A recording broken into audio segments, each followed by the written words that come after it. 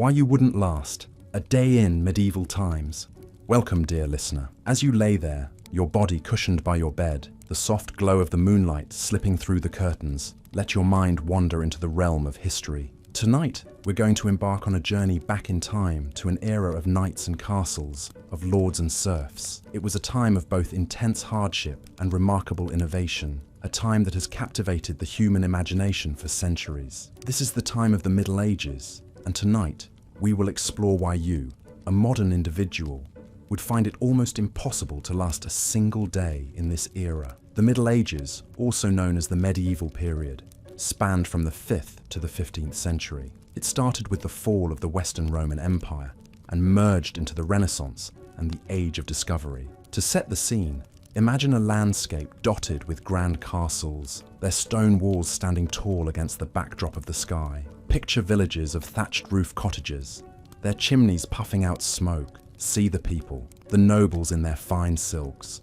the peasants in their simple clothes, the monks in their solemn robes. Hear the clang of the blacksmith's hammer, the lowing of cows, the bustle of the market. However, life in this era was far from the romanticized version we often see in movies or read in books. It was, in fact, a period characterized by great struggle and adversity. The average life expectancy was around 30 years, and a vast majority of the populace lived in abject poverty. Sanitation was poor, disease was rampant, and the threat of war was an ever-present reality.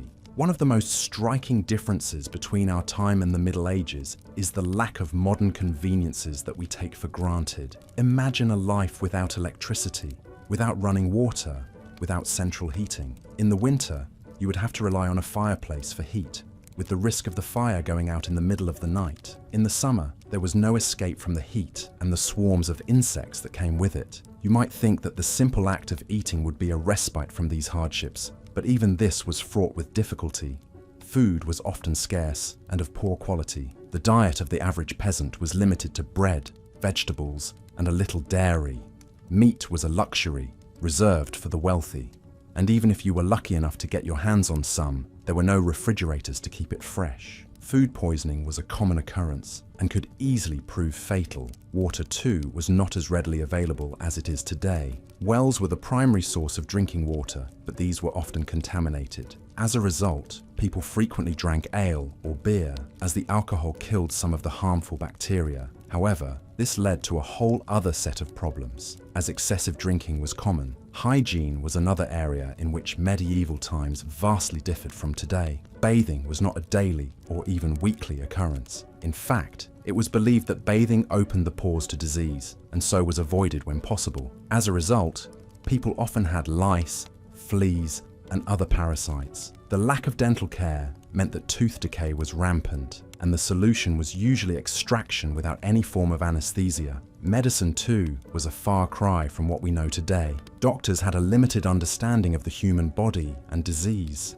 and their treatments were often more harmful than helpful. Bloodletting was a common practice, based on the belief that it could balance the body's humors. Surgery was performed without anesthesia, and the mortality rate was extremely high. In conclusion, life in the Middle Ages was fraught with struggles and hardships that we, in our modern era, would find almost impossible to bear. We can be grateful for the progress we have made and the comforts we now enjoy. As you drift off to sleep, ponder on these thoughts and let the echoes of the past gently lull you into dreams. Until our next historical journey, good night. Let's continue our journey through medieval times with a closer look at the living conditions. If you're fond of modern amenities like running water, electricity, or even just a comfortable bed, medieval times would have been a shock to your system. Houses during this era were usually made of a wooden frame filled with wattle and daub, a mixture of clay, straw, and animal dung. The roofs were thatched with straw,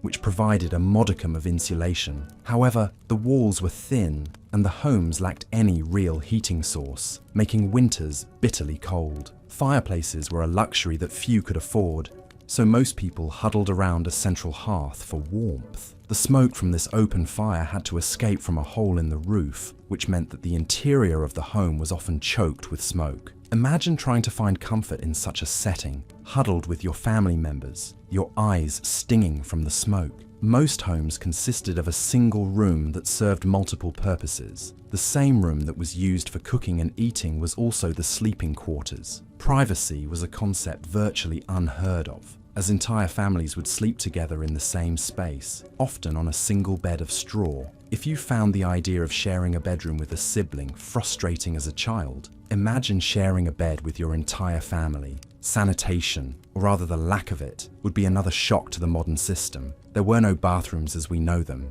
Instead, people would use chamber pots, which were emptied out of windows and onto the streets below. The waste would then run down the streets and into the local rivers, which were also the primary sources of drinking water. The result was rampant disease, from dysentery to the plague. The smell alone would be enough to make the strongest stomachs churn. This brings us to the topic of personal hygiene. The idea of daily showers would have been unimaginable to the people of the Middle Ages. Most people bathed rarely, and when they did, it was often in the local river or a community bathhouse. These bathhouses, while providing a place for communal bathing, were also a breeding ground for bacteria and disease. There was a prevalent belief during this time that bathing opened the pores to disease. So many people chose to bathe as infrequently as possible. This meant that people often carried a strong odor, which was only masked by the use of herbs and flowers. Food in the Middle Ages was also a far cry from what we're accustomed to today.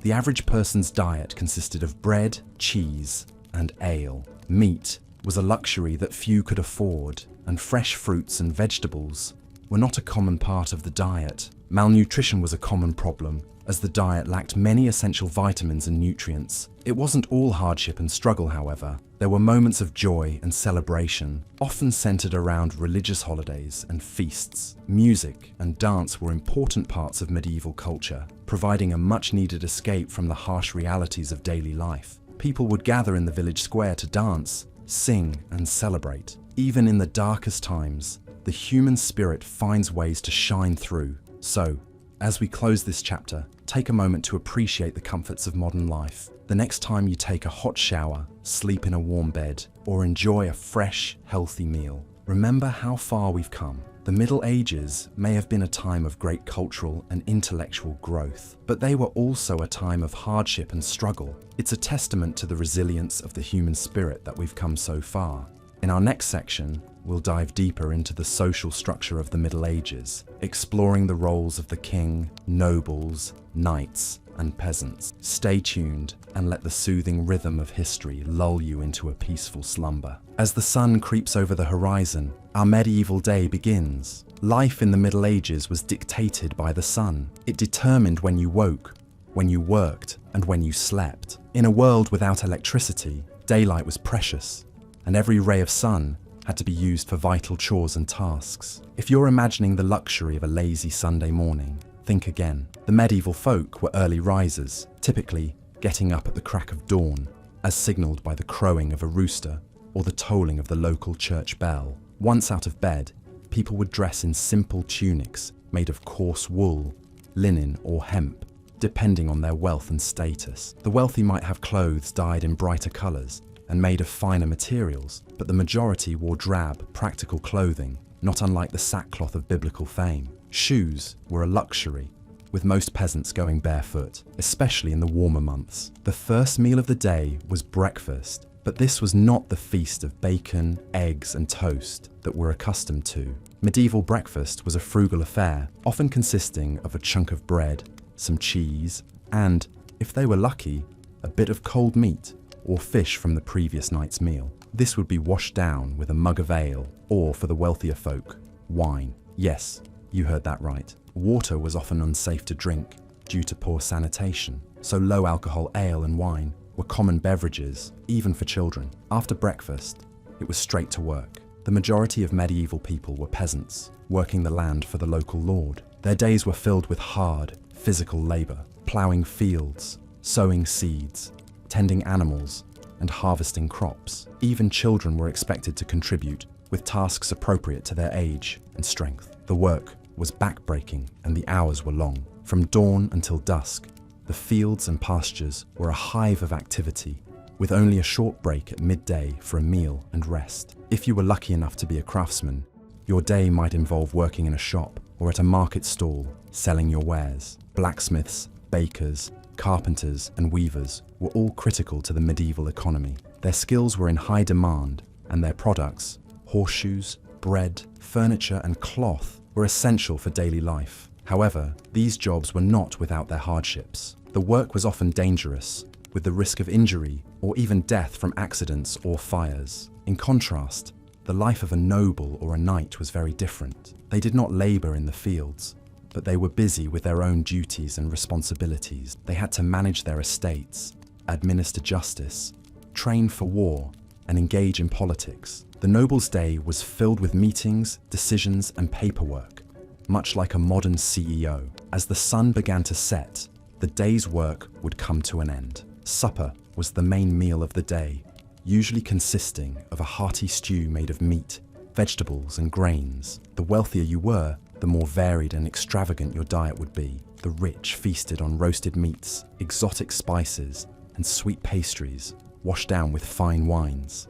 After supper, people would gather around the hearth for a few hours of relaxation before bed. They might tell stories, play simple games, or just enjoy the warmth and companionship of their family and friends. Then, as the last embers in the hearth died out, it was time for bed. Beds were simple affairs, often just a pile of straw covered with a blanket. Only the wealthy had the luxury of a wooden bedstead, stuffed mattress, and feather pillows. As you lay down to sleep, you would be aware of the silence, broken only by the occasional hoot of an owl or the distant howl of a wolf. There were no streetlights, no cars, no electric hum, just the dark and the quiet. And with that, your day in the medieval times would come to an end, ready to start again with the crowing of the rooster at dawn. So, as you settle into your comfortable modern bed tonight, spare a thought for our medieval ancestors. Their lives were hard and their comforts were few, but they made the best of what they had. They worked, they laughed, they loved,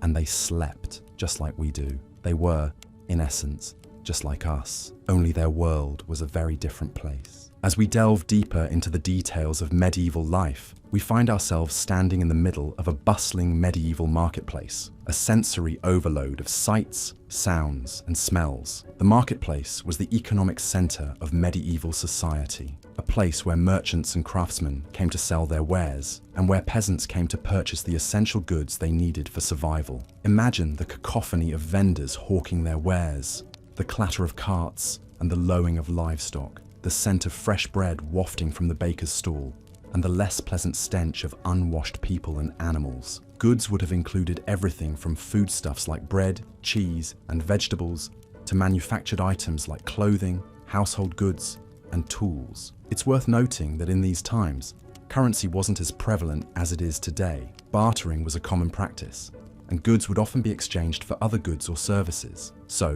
if you were a craftsperson, you might trade a handcrafted tool for a sack of grain or a pair of shoes. Food, of course, was a critical part of daily life in the Middle Ages. Contrary to popular belief, medieval food was not all gruel and stale bread. The diet of an average person in the Middle Ages would have revolved around grains, such as barley, oats, rye, and wheat. Bread, porridge, and ale made from these grains would have been staples. Vegetables like cabbages, onions, garlic, and leeks were common, as were fruits like apples, pears, and berries. Meat and fish were also consumed, but less frequently, typically reserved for those of higher social status or for special occasions. Now imagine the water you drink and the food you eat being prepared in medieval conditions. There was no knowledge of bacteria and the role they played in causing disease. Water was often taken straight from rivers or wells, which could be contaminated with human and animal waste. Food was often stored in unsanitary conditions,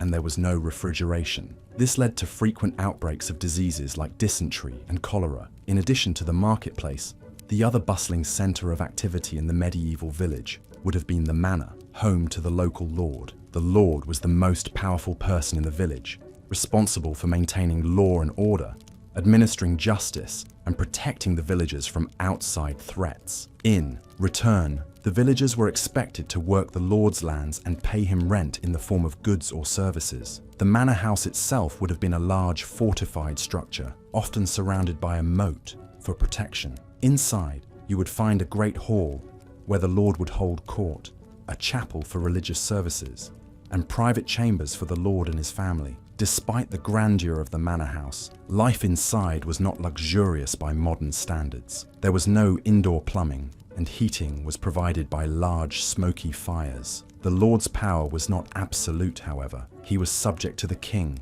who held ultimate authority. The relationship between the Lord and the king was based on a system of mutual obligations, known as feudalism. The Lord pledged his loyalty to the king and provided him with military service when needed. In return, the king granted the Lord lands and rights over the people who lived on them. This feudal system was a fundamental aspect of medieval society, creating a hierarchy of power and privilege. At the top were the king and the nobility, who owned the land and controlled the wealth. Below them were the knights, who provided military service in exchange for land and status. At the bottom were the peasants, who worked the land and had few rights or freedoms. In the next section, we will explore the harsh reality of medieval warfare and the role of knights in society. But for now, let's take a moment to reflect on the fact that this was a time when survival was a daily struggle, and the creature comforts we enjoy today were inconceivable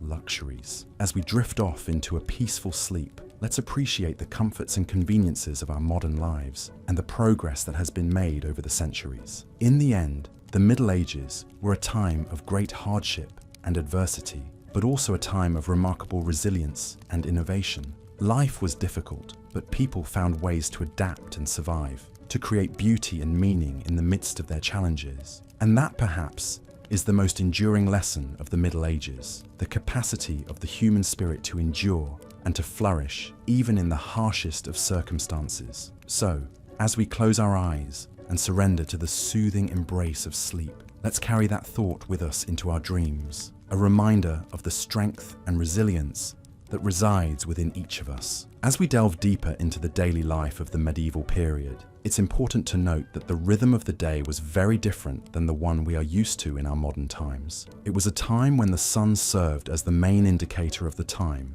and the need for survival necessitated early rising. A typical day would start at dawn with a quick meal known as breakfast, a term borrowed from the Old English breakfaster, which literally means to break the night's fast. This meal was usually a simple affair, consisting of a chunk of bread, some cheese, and perhaps a cup of ale. Following breakfast, the majority of the day was dedicated to work. The type of work varied greatly depending on one's social status. If you were a peasant, your day would be filled with grueling physical labor. Medieval peasants were essentially farmers and worked the land to produce the food that was required to feed the entire kingdom. They planted and harvested crops, raised livestock, and did whatever else was necessary to maintain the estate they lived on. If you were born into the nobility, your day would look very different. While nobles did not have to perform physical labor, they were responsible for managing the land and the people who lived on it. They made important decisions about when to plant and harvest crops,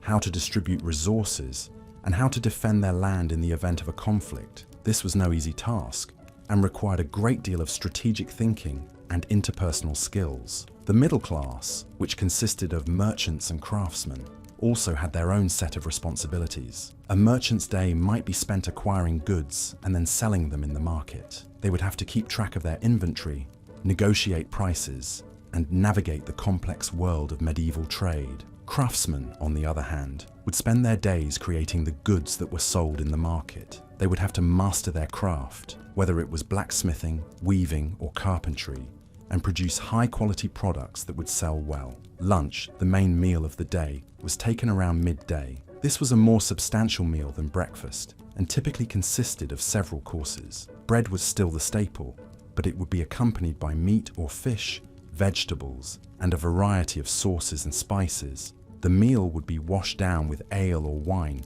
as water was often unsafe to drink. After lunch, work would resume until dusk. The evening meal was similar to breakfast, a simple and quick affair. After this, people would retire to their beds. There was no concept of leisure time as we know it today. Free time was a luxury that very few people could afford. The medieval period was a time of hard work and simplicity. Life was dictated by the seasons and the demands of survival. But despite its hardships, it was also a time of community and shared responsibility. People relied on each other for survival and worked together to ensure the well-being of their community. It was a time when the line between life and death was often thin, but it was also a time when people truly lived in the moment, aware of the fragility of life and the importance of each day.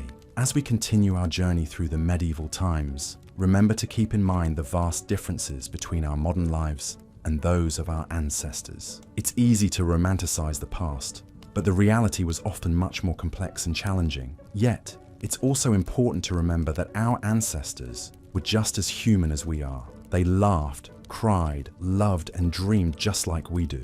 They were a product of their time, just as we are a product of ours. As we learn more about their lives, we can gain a deeper understanding of our own history and perhaps even a new perspective on our own lives. Now, as you close your eyes and drift off to sleep, let your mind wander back to the medieval times. Imagine the sound of the rooster crowing at dawn, the smell of fresh bread baking in the oven, the feeling of the cool morning air on your face as you step outside to start your day. Let these images lull you to sleep as we prepare to continue our journey through the medieval times in our next session. As we continue our journey through the medieval period, delving into the everyday life of the average person, we find ourselves stepping into the world of a medieval peasant. The life of a peasant during medieval times was drastically different from the lives we lead today, filled with hardships and adversity that are difficult for us to fully comprehend. The average peasant's days started at dawn, with the rising of the sun. This was long before the invention of alarm clocks, so the first light of day signaled the beginning of their labor-intensive routines. The majority of peasants were farmers, their lives strictly dictated by the changing seasons and what they could grow. In the spring, they would begin by ploughing their fields using rudimentary tools made from wood and iron. This was a grueling task, often taking several weeks to complete. Once the fields were ploughed, they would then begin sowing the seeds for their crops. Wheat, barley, oats, rye, and legumes were among the most common crops grown. The work was backbreaking, requiring long hours of physical labor in the fields. After the seeding process, the peasants' focus shifted to the maintenance of their crops. They would spend the summer months weeding and ensuring their crops were receiving enough water. This was a constant battle against nature, as unexpected storms or droughts could easily destroy their hard work and leave them without food for the coming winter. When autumn arrived, it was time for the peasants to reap what they had sown. The harvest was a crucial time, determining whether they would have enough food to survive the winter. After the harvest, the remaining stalks and straw were used for a variety of purposes. They provided fodder for the livestock, bedding for the family, and thatch for the roofs of their homes. Winter, in contrast, was a time of relative inactivity. The fields lay fallow, and the peasants spent their time carrying out repair work on their homes or tools, as well as tending to their livestock. Cattle, sheep, pigs, and chickens were typical animals that a peasant might raise. These animals provided them with essential resources like milk, wool, meat, and eggs. In addition to farming, peasants also had to pay taxes to their feudal lord. These taxes were often paid in the form of crops or labor. It was not uncommon for a peasant to spend several days each year working on the lord's lands as part of their tax obligation. This was known as the corvée system and was a significant burden on the peasant population. Despite the hardships, life wasn't always work for the peasants. They did have some time for rest and recreation. Sundays were usually kept as a day of rest and worship. The church played a significant role in the lives of the peasants, providing them with spiritual guidance and a sense of community. Festivals and holy days also gave them a chance to take a break from their labor and celebrate with their friends and neighbors. Marriages and births were cause for celebration, and even the harshness of winter brought with it the joy of Christmas festivities. Music and dance were popular forms of entertainment, and despite their difficult lives, the peasants found ways to express their creativity and joy. However, the life of a peasant in medieval times was undoubtedly difficult. The physical labor was intense, the diet was poor, and the living conditions were often cramped and unsanitary. Illness and disease were common, and the average life expectancy was significantly lower than it is today. Despite these conditions, the medieval peasant was a resilient individual. They adapted to their circumstances, found joy in the simple pleasures of life, and formed close-knit communities that helped them survive. Their lives were far from easy, but they laid the groundwork for many of the farming practices we still use today. As we drift off to sleep tonight, let's appreciate the comforts and conveniences of modern life that we often take for granted. As we journey further into the past, we continue to gain perspective on our present, understanding the struggles and triumphs that have shaped our world. In our next section, we will explore the world of the medieval knight, tunneling deeper into the intricate layers of medieval society. But for now, let's let the rhythm of a peasant's life lull us into a peaceful and restful slumber. Good night. In our 7th segment, we delve into the social structure of the medieval era, a time when society was starkly divided into classes,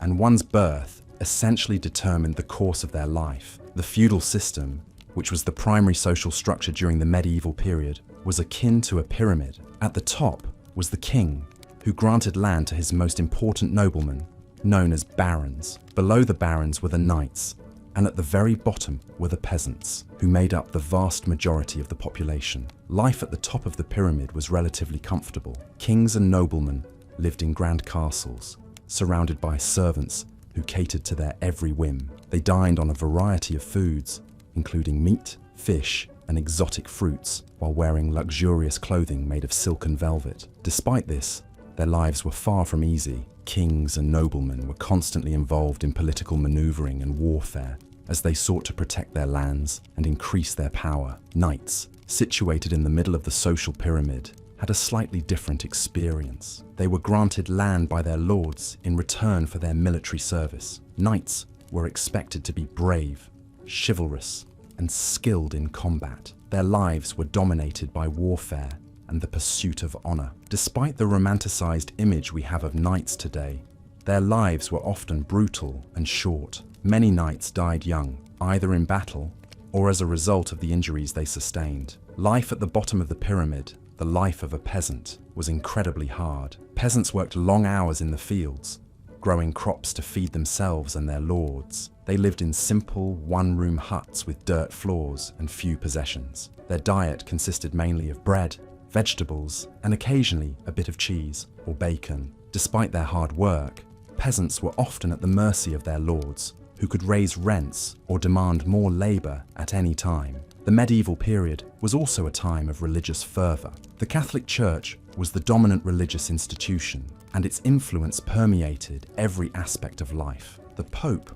who was considered God's representative on earth, held enormous power. People were expected to attend church services regularly, pay tithes to the church, and live their lives according to Christian teachings. Those who didn't were considered heretics and could face severe punishment, including excommunication or even death. The Middle Ages were also a time of great intellectual activity, despite the widespread illiteracy. Monasteries were the centers of learning, where monks painstakingly copied out books by hand. These works, many of them religious texts, were the primary source of knowledge during this time.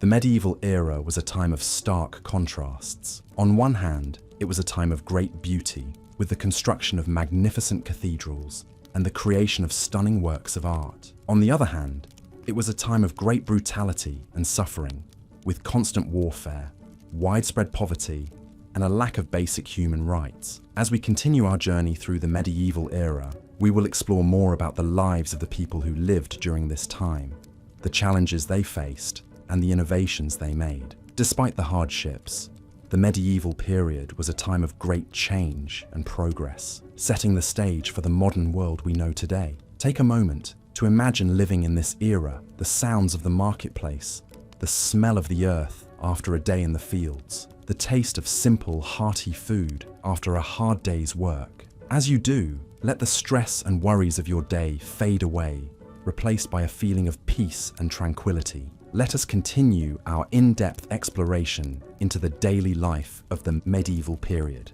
As our journey through time unfolds, you might begin to realize that a day in the life of a medieval individual was far from the romanticized versions often depicted in popular culture. For the average person living in medieval Europe, life was far from easy. The day would begin at dawn, with the first light of the sun. Most people lived in small one-room houses with thatched roofs. These houses offered little in the way of privacy or comfort. The floor was typically made of dirt, and the only furniture would be a rough-hewn table and benches. In the corner, there would be a small fire pit for cooking and warmth. The house would often be shared with livestock, adding to the discomfort. Upon rising, the medieval individual would start their day by attending to their chores, which was primarily dictated by their particular social status and occupation. The majority of people were peasants, working the land for their feudal lord. Their day would be spent in hard labor, tilling the fields, planting crops, and taking care of the livestock. They would work from sunup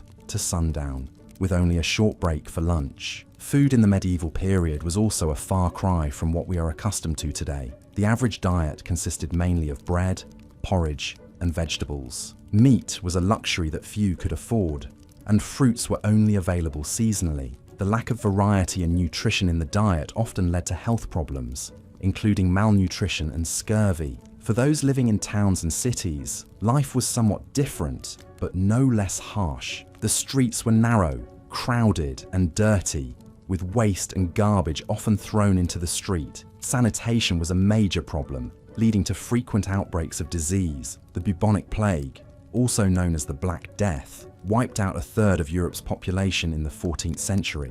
On top of these physical hardships, there was also the psychological toll of living in a society where life was cheap and violence was commonplace. The threat of war was ever present, with kingdoms and fiefdoms constantly in conflict. Public executions were common, and the rule of law was often arbitrary and brutal. Yet despite these hardships, people in the medieval period found ways to enjoy life. They celebrated festivals and holidays with great enthusiasm, often involving music, dance, and copious amounts of alcohol. Religion also played a major role in their lives, providing a sense of purpose and community. Religion was not just a matter of personal belief, but a central part of everyday life. The church played a significant role in the community, providing not only spiritual guidance, but also basic social services. The local priest would often be the only person in the village who could read and write. He would perform weddings, funerals, and baptisms, and also provide basic medical care. In conclusion, life in the medieval period was a constant struggle for survival.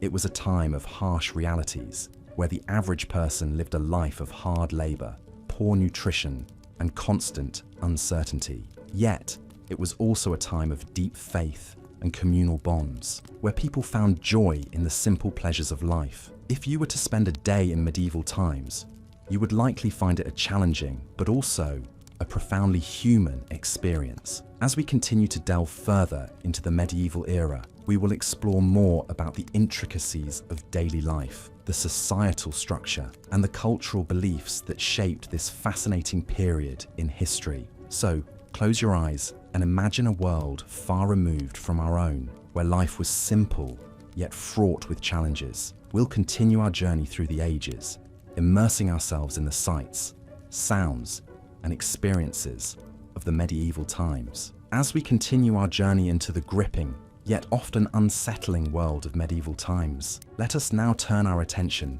to the intricate social order of the period, which was a far cry from what we are accustomed to in our modern democratic societies. In the medieval world, where you were born and to whom had a profound impact on your lot in life, the social structure was rigidly hierarchical, and opportunities for social mobility were few and far between. At the top of the social pyramid was the monarch, the ultimate authority, who ruled by divine right. The king was the law, his word was final, and his power was absolute. Just below the king were the nobles. The nobility was a privileged class, enjoying wealth, power, and prestige. They owned vast tracts of land, lived in opulent castles, and commanded private armies. Yet, they too had obligations. They were expected to provide military service to the king, administer justice, and maintain order in their territories. Beneath the nobles were the knights, a warrior class who owed their allegiance to a lord. Knights were professional soldiers,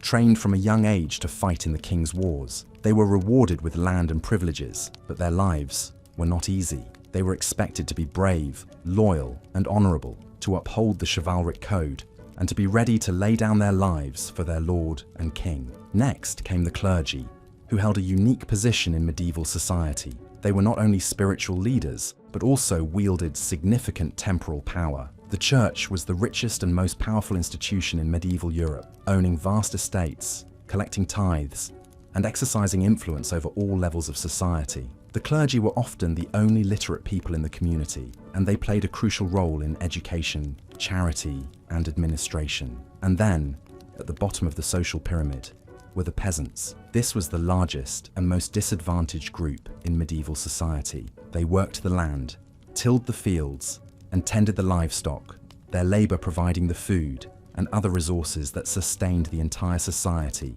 Yet, they were often treated as little more than chattels, tied to the land and their lord, with few rights and little hope of improving their circumstances. Life as a peasant was hard and unrelenting. The working day started at dawn and ended at dusk, with only a few short breaks for meals. The work was physically demanding, and there was no respite, no weekends, no holidays. And yet, the fruits of their labor mostly went to their lord in the form of rent, taxes, and services. Food was simple and monotonous. A typical diet consisted of bread, porridge, and vegetables, with meat and fish being a rare luxury. Clothing was coarse and practical, made from wool or linen, and often worn until it fell apart. Homes were small, dark, and crowded, with entire families living in a single room. Peasants were subject to the will of their lord, who had the power to decide almost every aspect of their lives. They could be bought, sold, or given away at their lord's whim.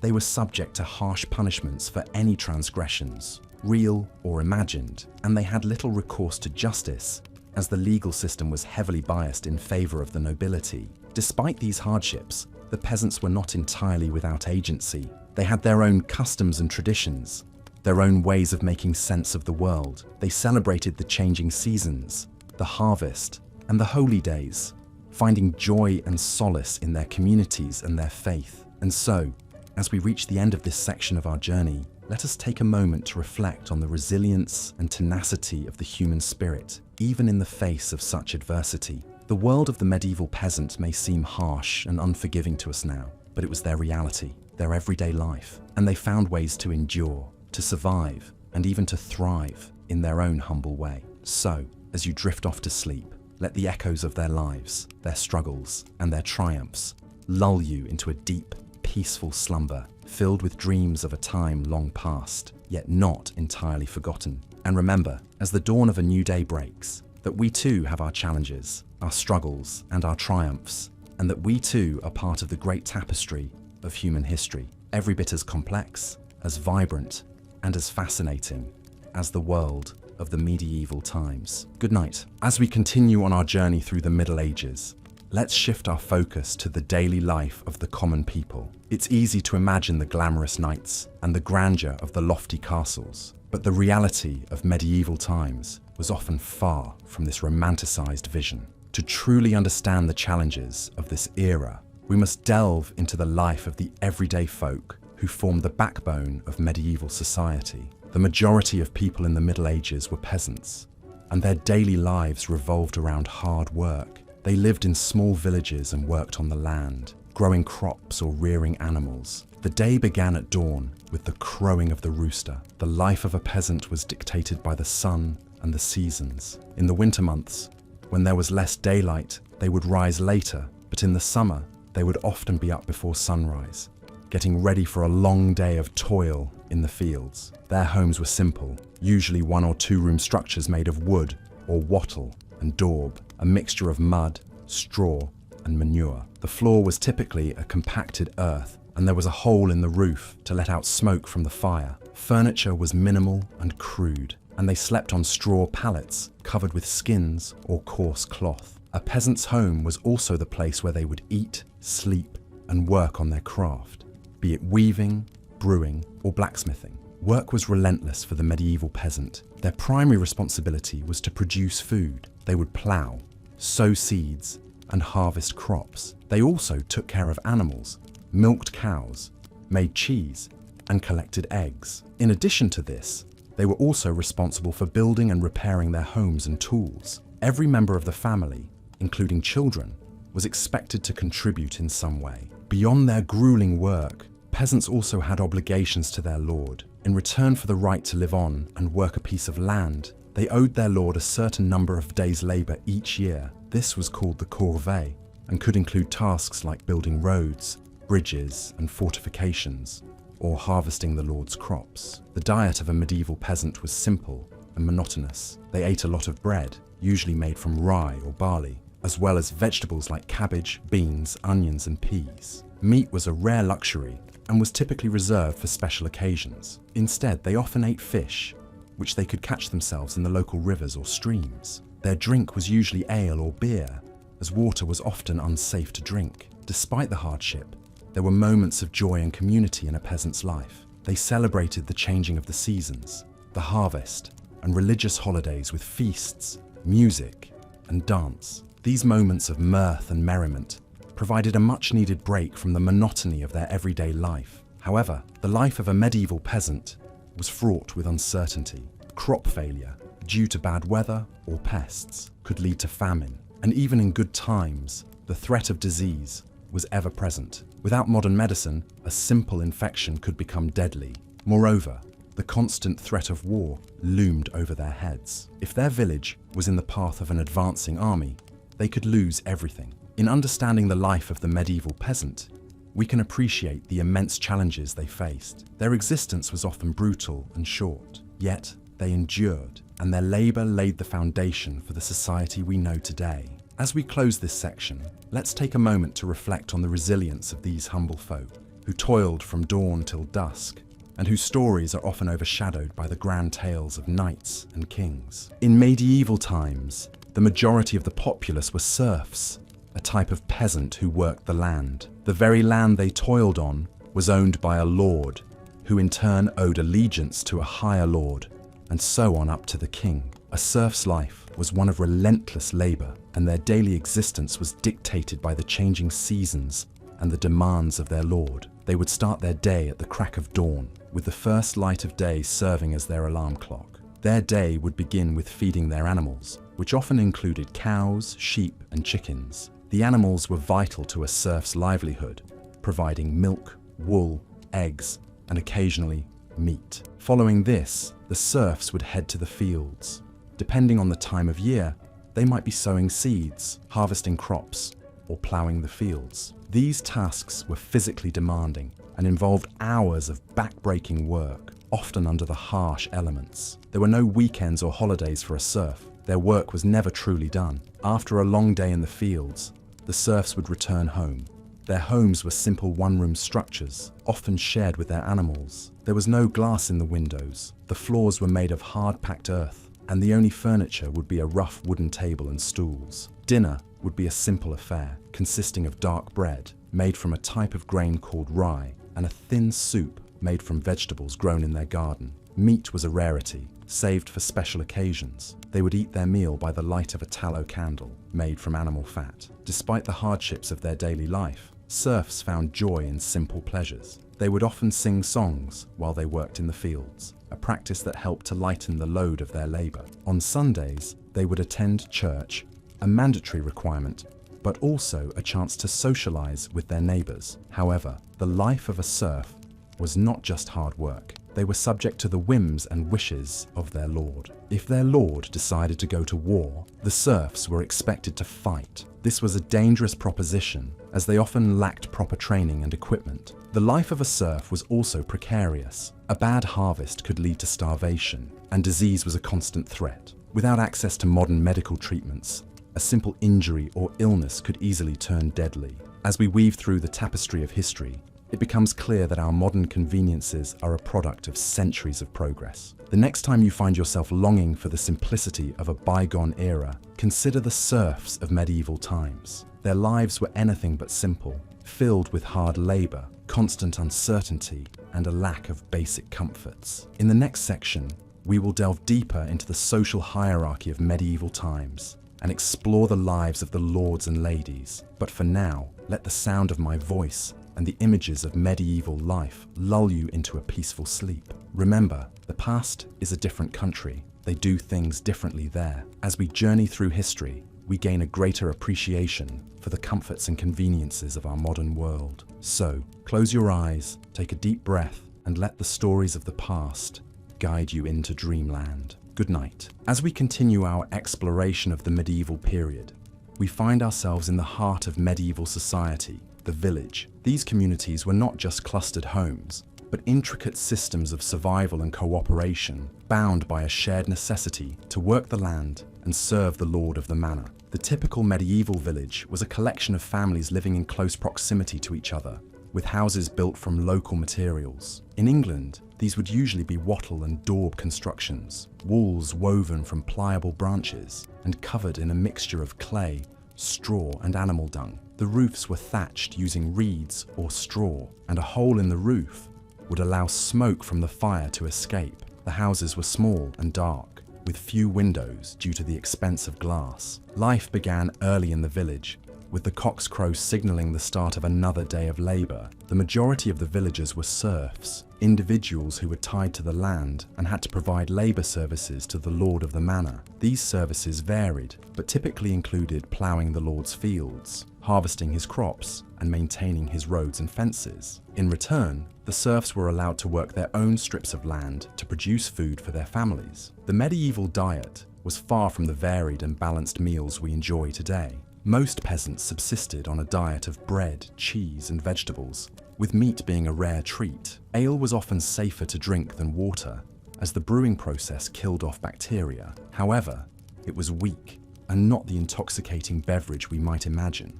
Children would have drunk it as well as adults, and it would have been consumed throughout the day. The life of a serf was not just hard labor, however. There were times of celebration and relaxation, such as the end of the harvest, when villagers would feast and dance. The church also provided a structure of festivals and holy days, which offered a break from the toil of everyday life. These occasions would be eagerly anticipated, with villagers indulging in food, drink, and merriment. However, medieval villagers lived with the constant threat of disease. The unsanitary conditions in which they lived made them ripe for outbreaks of illness. The Black Death, which swept across Europe in the 14th century, wiped out entire villages, leaving fields untended and livestock roaming free. The lack of medical knowledge and the belief in supernatural causes for diseases made these outbreaks all the more deadly. Despite the hardships, there was a sense of community within the village. Everyone had a role to play and was dependent on their neighbors for survival. The shared experiences of work, celebration, and adversity created strong bonds between villagers. They supported each other through difficult times and shared in each other's joys and sorrows. However, this sense of community also had a darker side. Villagers were suspicious of outsiders and anything that deviated from the norm. This fear of the unknown could lead to accusations of witchcraft and other forms of supernatural mischief. These accusations could have dire consequences, with those accused often being ostracized, tortured, or even killed. As we delve deeper into the realities of life in the medieval period, it becomes clear that surviving in these times required strength, resilience, and a strong sense of community. It was a time of hard work and hardship, but also one of shared experiences and communal ties. Life in a medieval village was not for the faint of heart, but for those who could bear the toil and danger. It was a life lived to the rhythm of the seasons and the demands of the land. So as we continue our journey through the medieval period, let's remember the serfs and their struggles and appreciate the relative comfort and safety of our own lives. As we continue to weave our way through the fabric of medieval life, we find ourselves at the heart of a bustling medieval town. The air is filled with the chatter of townsfolk, the clanging of the blacksmith's hammer, and the distant hum of a lute. The streets, narrow and winding, are lined with timber-framed houses. These structures lean precariously over the street, their second stories jutting out over the first, in a way that seems to defy gravity. The overhanging upper floors were designed this way to maximize living space without encroaching on the street below, a clever solution to the problem of limited urban space. Most houses in a medieval town were multifunctional. The lower floor often served as a workshop or a shop, with the family living in the rooms above. These homes were compact and practical, but they lacked the comforts and conveniences we take for granted today. There was no running water, no central heating, and no electricity. Instead, people relied on wells or nearby rivers for water, used fireplaces for warmth, and candles or rushlights for illumination. Privacy was also a luxury that many could not afford in the Middle Ages. It was common for entire families to sleep in one room, often sharing their quarters with apprentices or servants. This close living quarters, combined with the lack of sanitation, meant that illness could spread rapidly through a household. It was not uncommon for entire families to be wiped out by diseases such as the bubonic plague, which decimated the population of Europe in the 14th century. Medieval towns were also notoriously dirty places. Without a proper sewage system, waste was often thrown into the street or dumped into rivers. This lack of sanitation, coupled with the close living quarters, made towns a breeding ground for disease. The stench, as you can imagine, was overwhelming. Visitors to medieval towns often commented on the foul smell that permeated the air, a potent mix of sewage, rotting food, and animal waste. And yet, despite these harsh conditions, towns were a hub of activity in the Middle Ages. They were the economic heart of medieval society, where goods were produced and traded. Towns were home to a variety of craftsmen, including blacksmiths, bakers, weavers, and brewers, all of whom played a vital role in the economy. Markets were held regularly, drawing people from the surrounding countryside to buy and sell goods. In addition to their economic function, towns also served as centers of social and political activity. Towns were often fortified with walls and towers, providing protection to their inhabitants in times of war. They were also home to important institutions such as the church and the town hall, which played key roles in the governance and spiritual life of the community. Towns also offered opportunities for social mobility, while the rural peasantry was largely tied to the land.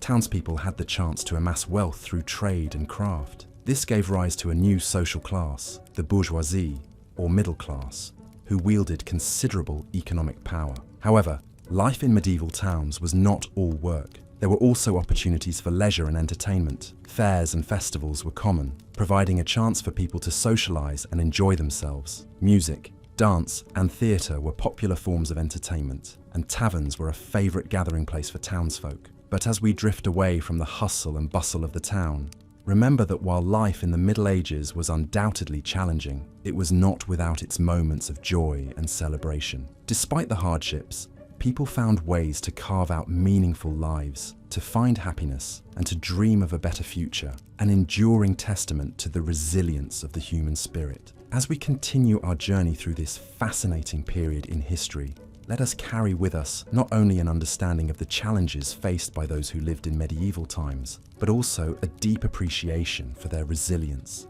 their ingenuity, and their unyielding hope. As we continue our journey into the Middle Ages, let us now delve into the fascinating and somewhat harsh realities of daily life during this period. The medieval lifestyle was a stark contrast to the comforts and conveniences we enjoy today, and it's not difficult to understand why surviving in such times would be a daunting task for many of us. Firstly, the concept of hygiene as we know it today was significantly different during the Middle Ages. Bathing was not a daily ritual, and public baths were more a space for socializing than cleanliness. The water used in these communal wash places was rarely changed throughout the day, which meant the last person to bathe was essentially washing in the dirt and grime of everyone who had bathed before them. This lack of personal hygiene led to outbreaks of diseases, such as the infamous Black Death. Now, let's talk about the dietary habits of the medieval populace. The diet during the Middle Ages was not particularly varied or nutritional.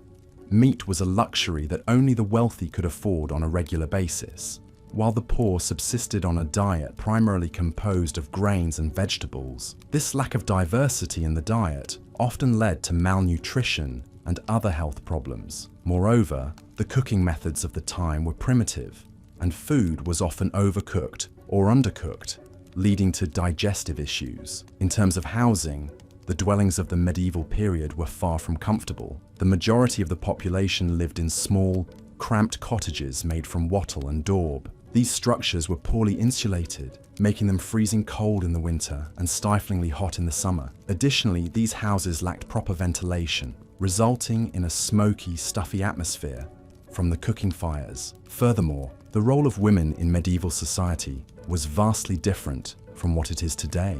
Women were largely confined to the domestic sphere, and their duties revolved around raising children and managing household chores. They had very little autonomy or rights, and could not own property or hold positions of power. This lack of independence and self-determination would undoubtedly be a shock to the modern sensibilities. The concept of entertainment, too, was vastly different in the Middle Ages. Without the luxury of technology, people had to find amusement in simpler, more physical activities. These included sports like archery and wrestling, as well as communal events like fairs and feasts. However, these forms of entertainment often carried risks of injury or even death, especially in events such as jousting tournaments. Religion played a central role in medieval life, and the church held a great deal of power and influence. Daily life was governed by religious observances and rituals, and any deviation from the church's teachings was viewed with suspicion and often met with severe punishment. This rigid adherence to religious doctrine often stifled intellectual and scientific progress. In terms of employment, most people in the Middle Ages worked in agriculture. The work was grueling and the hours were long, often from sunrise to sunset. There was no concept of weekends or holidays, and workers were expected to toil endlessly for their survival. This level of physical labor would be unfamiliar and likely unbearable to many of us today. Lastly, the medical practices of the Middle Ages were rudimentary at best. Doctors had a limited understanding of the human body and diseases, and their treatments often involved bloodletting or the use of leeches. There were no antibiotics or painkillers, and surgery was a risky endeavor, often resulting in death. As we navigate through the realities of medieval life, it becomes clear that the hardships and challenges of this era would make survival incredibly difficult for those accustomed to modern conveniences. The next time you find yourself longing for the simplicity of the good old days, remember the trials and tribulations of the people who lived during the Middle Ages, and take a moment to appreciate the comforts and conveniences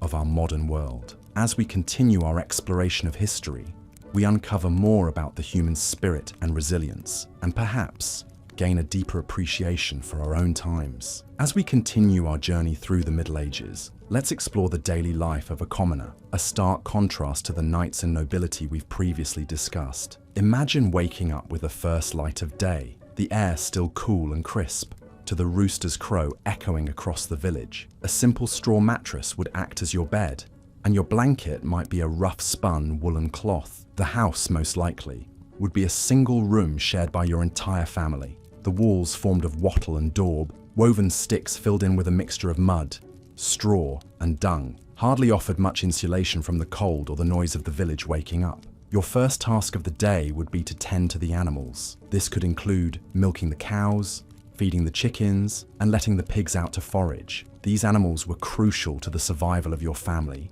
providing food, milk, and even clothing. As such, they were often treated with a level of respect and care that might seem unusual to modern sensibilities. Next, you would turn to the day's chores. If you were a man, this might involve working in the fields, planting or harvesting crops depending on the season. You might also spend time chopping wood for the fire, mending fences, or repairing tools. If you were a woman, your day would be filled with tasks such as spinning wool into yarn, weaving cloth, cooking meals, and tending to the children. The work would be hard, with little time for rest. Lunch, often just a chunk of bread and some cheese, would be eaten in the fields or by the fireside. The afternoon would bring more chores, more work in the fields, perhaps a trip to the village well for water, or a visit to the local mill to grind grain into flour. As the sun began to set, the village would come alive with the sounds of evening. The cows would be brought in from the fields, the chickens cooped up for the night, and the fire stoked for the evening meal.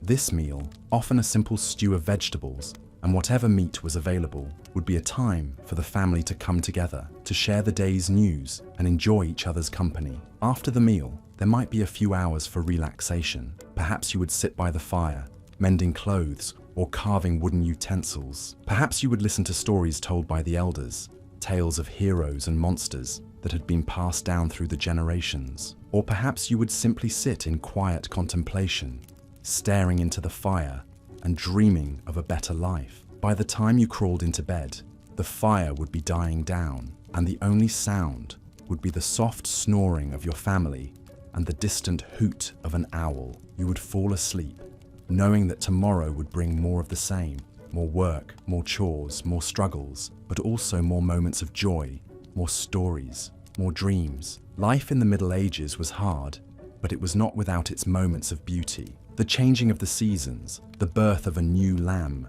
the harvest of the crops, these were all occasions for celebration. The sense of community was strong, with everyone working together for the common good, and despite the hardships, people found ways to enjoy life, to laugh, to love, to dream. So, as we continue our journey through the Middle Ages, let's not forget the common people, the men and women who worked the land, raised the animals, and kept the fires burning. Their lives may seem difficult to us, but to them, it was simply life. And in that life, they found moments of joy, moments of beauty, moments of peace. And isn't that, after all, what we all seek in our own lives? As the night deepens and the stars twinkle overhead, let your mind wander back to those simple, hard-working people of the Middle Ages. Imagine their lives, their struggles, their joys. And as you drift off to sleep, remember that we are all connected through time and space by the simple act of living, of working, of dreaming. Good night, dear listener. Sleep well.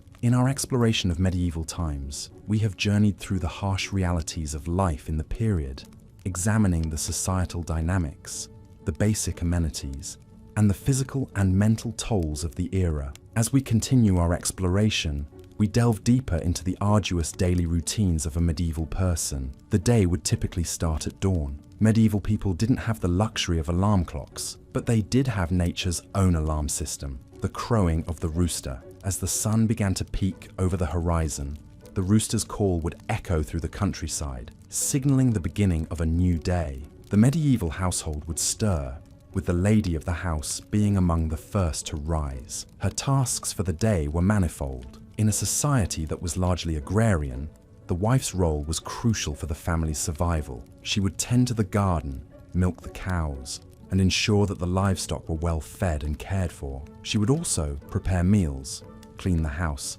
and care for the children, the elderly, and the sick. The husband, meanwhile, would have his own set of tasks. Depending on his profession, he might spend his day tilling the fields, shoeing horses, crafting tools, or constructing buildings. The work was physically demanding and often dangerous. There were no safety regulations to protect workers, and accidents were common. Children in the Middle Ages did not have the luxury of a carefree childhood. They were expected to contribute to the household from an early age. Once a child reached the age of 7, they could be sent away to work as an apprentice or a servant in another household. The concept of childhood as a time of innocence and play is a relatively modern idea. Education was not a priority in the medieval times. Most people were illiterate, and formal education was reserved for the privileged few. The church was the primary source of education, and monks were among the most educated people of the time. They would spend their days in monastic libraries,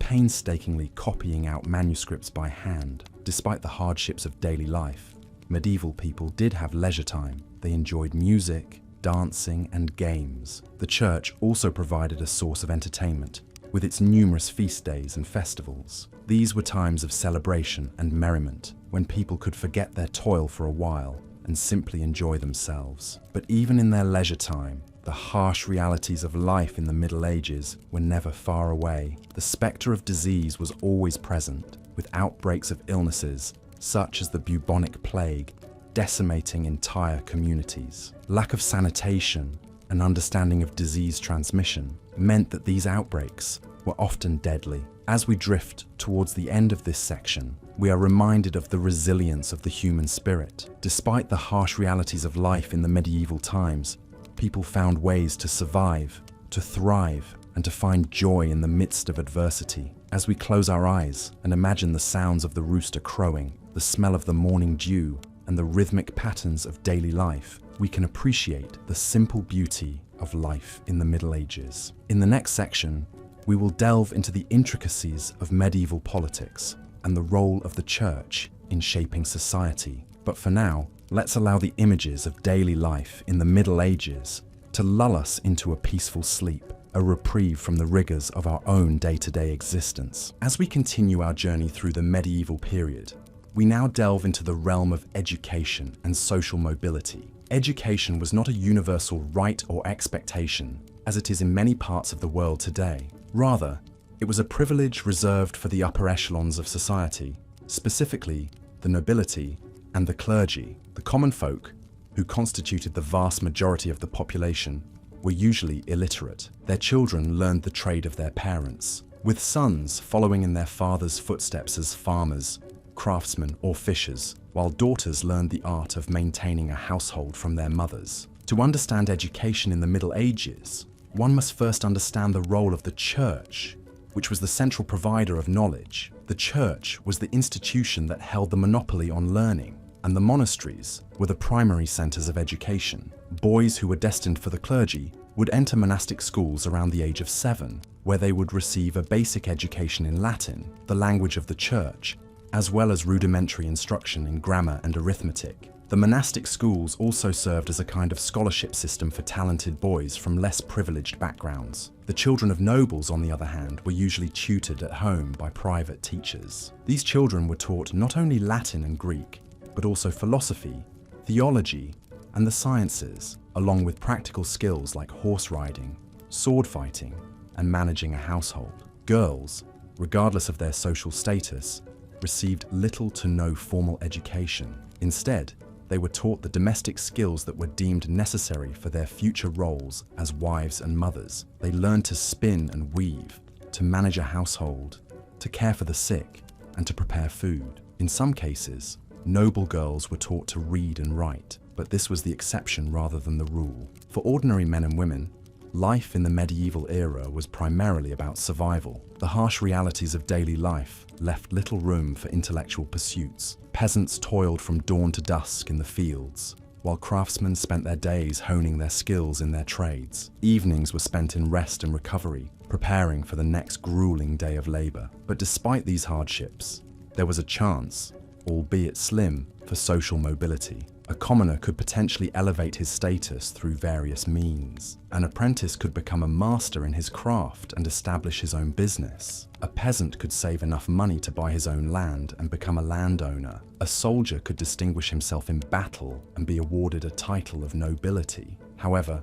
these opportunities were few and far between, and the majority of people remained in the social class into which they were born. The justice system of the medieval period was also a significant factor in the lives of the common people. Courts were often biased in favor of the nobility, and punishments for crimes were severe. Common punishments included fines, public humiliation, and physical harm such as flogging or mutilation. For the most serious crimes, the penalty was death, often by hanging or beheading. Interestingly, the concept of prisons as places for long-term incarceration did not exist. Prisons were mainly used to hold people awaiting trial or punishment. This was in part due to the fact that the state did not want to bear the cost of housing and feeding prisoners for extended periods of time. Also, the harshness of medieval punishments was believed to act as a deterrent to crime. In conclusion, a day in medieval times was fraught with challenges and hardships. It was a time when survival often took precedence over education and personal growth, when opportunities for social mobility were rare, and when justice was often harsh and biased. But despite these difficulties, the people of the medieval period showed remarkable resilience, ingenuity, and tenacity, qualities that have shaped the course of human history and continue to influence our world today. As we wrap up this section of our journey, let your mind absorb this rich tapestry of life in the medieval era and let it guide you into a deep and peaceful sleep. As our journey through the medieval era continues, let us not forget the significance of religion during this time. Indeed, the religious aspect of life in the Middle Ages dominated much of the social, cultural, and political landscape. The church wielded considerable power, influencing not just spiritual matters, but also the daily life of ordinary people. To understand the Middle Ages, we must understand the church's role in this period. The church during the Middle Ages was the single largest unified organization in Europe. It was the preserver of scholarship and literacy during a time when much of Europe was in disarray. Monasteries, scattered across the continent, became the centers of learning and education. Monks hand-copied books in the scriptoriums, preserving ancient texts, a knowledge that might otherwise have been lost. The church's influence was not limited to spiritual matters. It extended into the realms of art and culture, politics, and even war. In the labyrinth of medieval society, the church provided order and structure. It was the institution that touched every aspect of daily life. The church dictated the calendar, marking the year with religious festivals and holy days. It provided welfare for the poor and needy, ran schools and hospitals,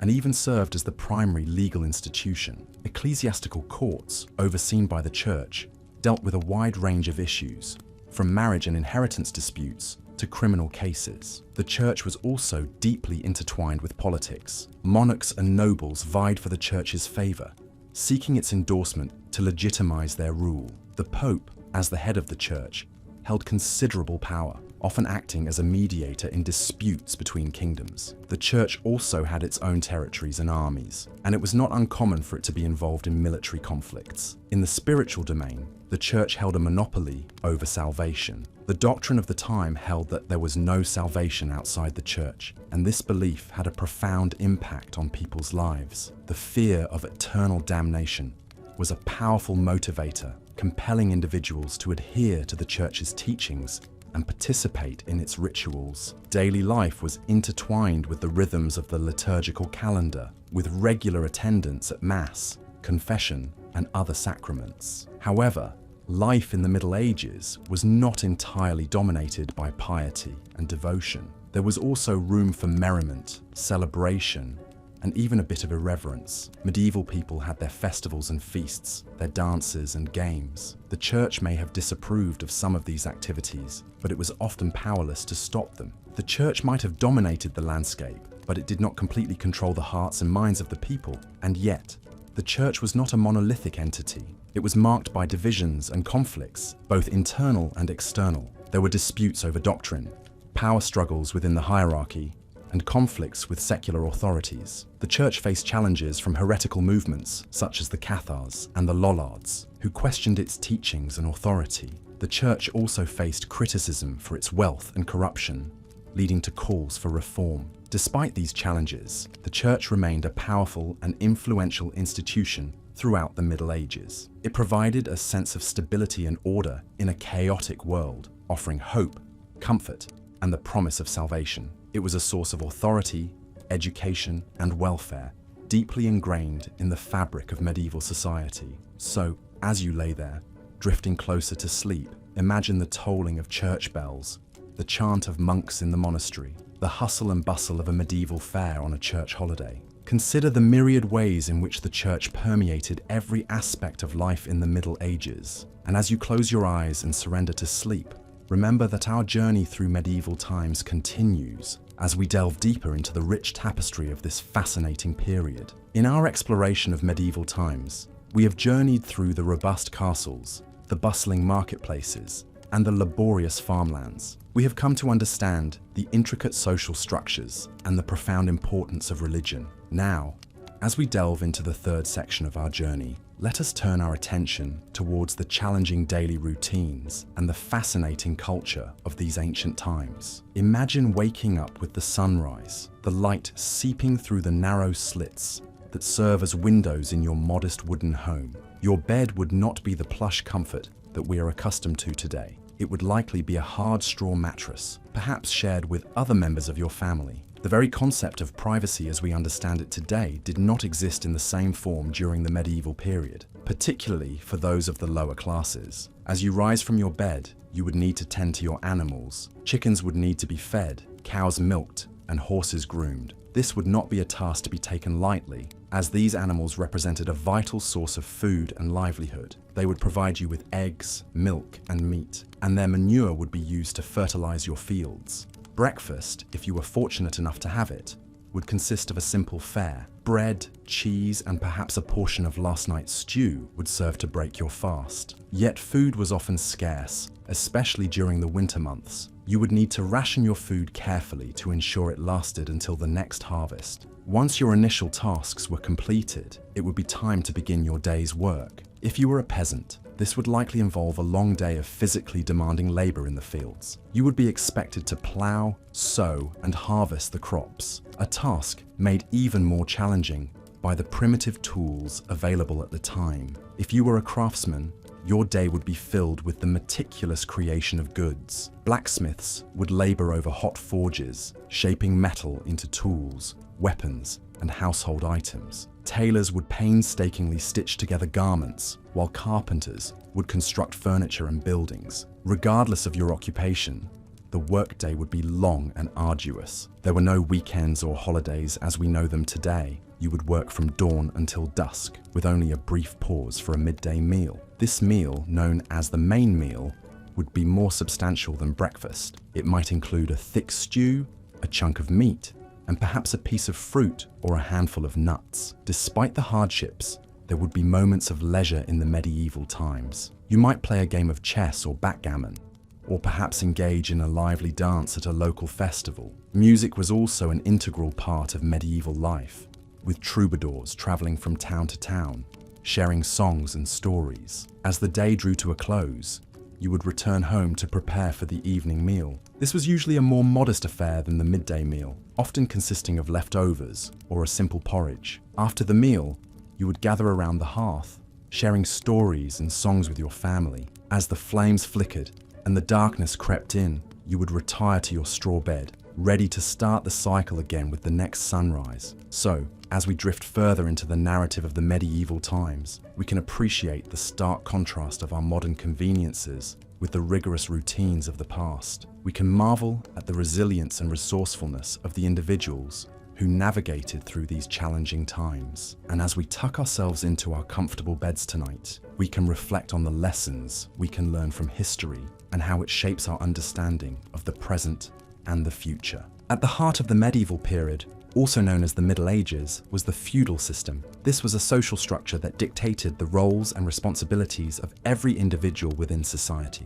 At the top of this hierarchy was the king, who was endowed with the right to rule by divine providence. Below the king were the nobles who swore their fealty to him. These included dukes, barons, and earls, the so-called lords of the realm. Their oath of loyalty included a promise to provide the king with knights for military service, a practice that was commonplace during this era of frequent territorial disputes. In return for their loyalty and service, the king granted these noblemen land, also known as fiefs. These lands were worked by serfs or peasants who were bound to the land and not allowed to leave without the lord's permission. It's important to remember that serfdom wasn't considered slavery, but it was far from a life of freedom. Serfs were required to work the land, growing crops and raising livestock, which could be claimed by their lord at any time. They also had to pay taxes and were subject to the lord's justice. The life of a serf was incredibly hard. They lived in small, cramped cottages with thatched roofs and walls made from wattle and daub, a mixture of clay, straw, and animal dung. These homes offered little protection from the elements, and during the winter months,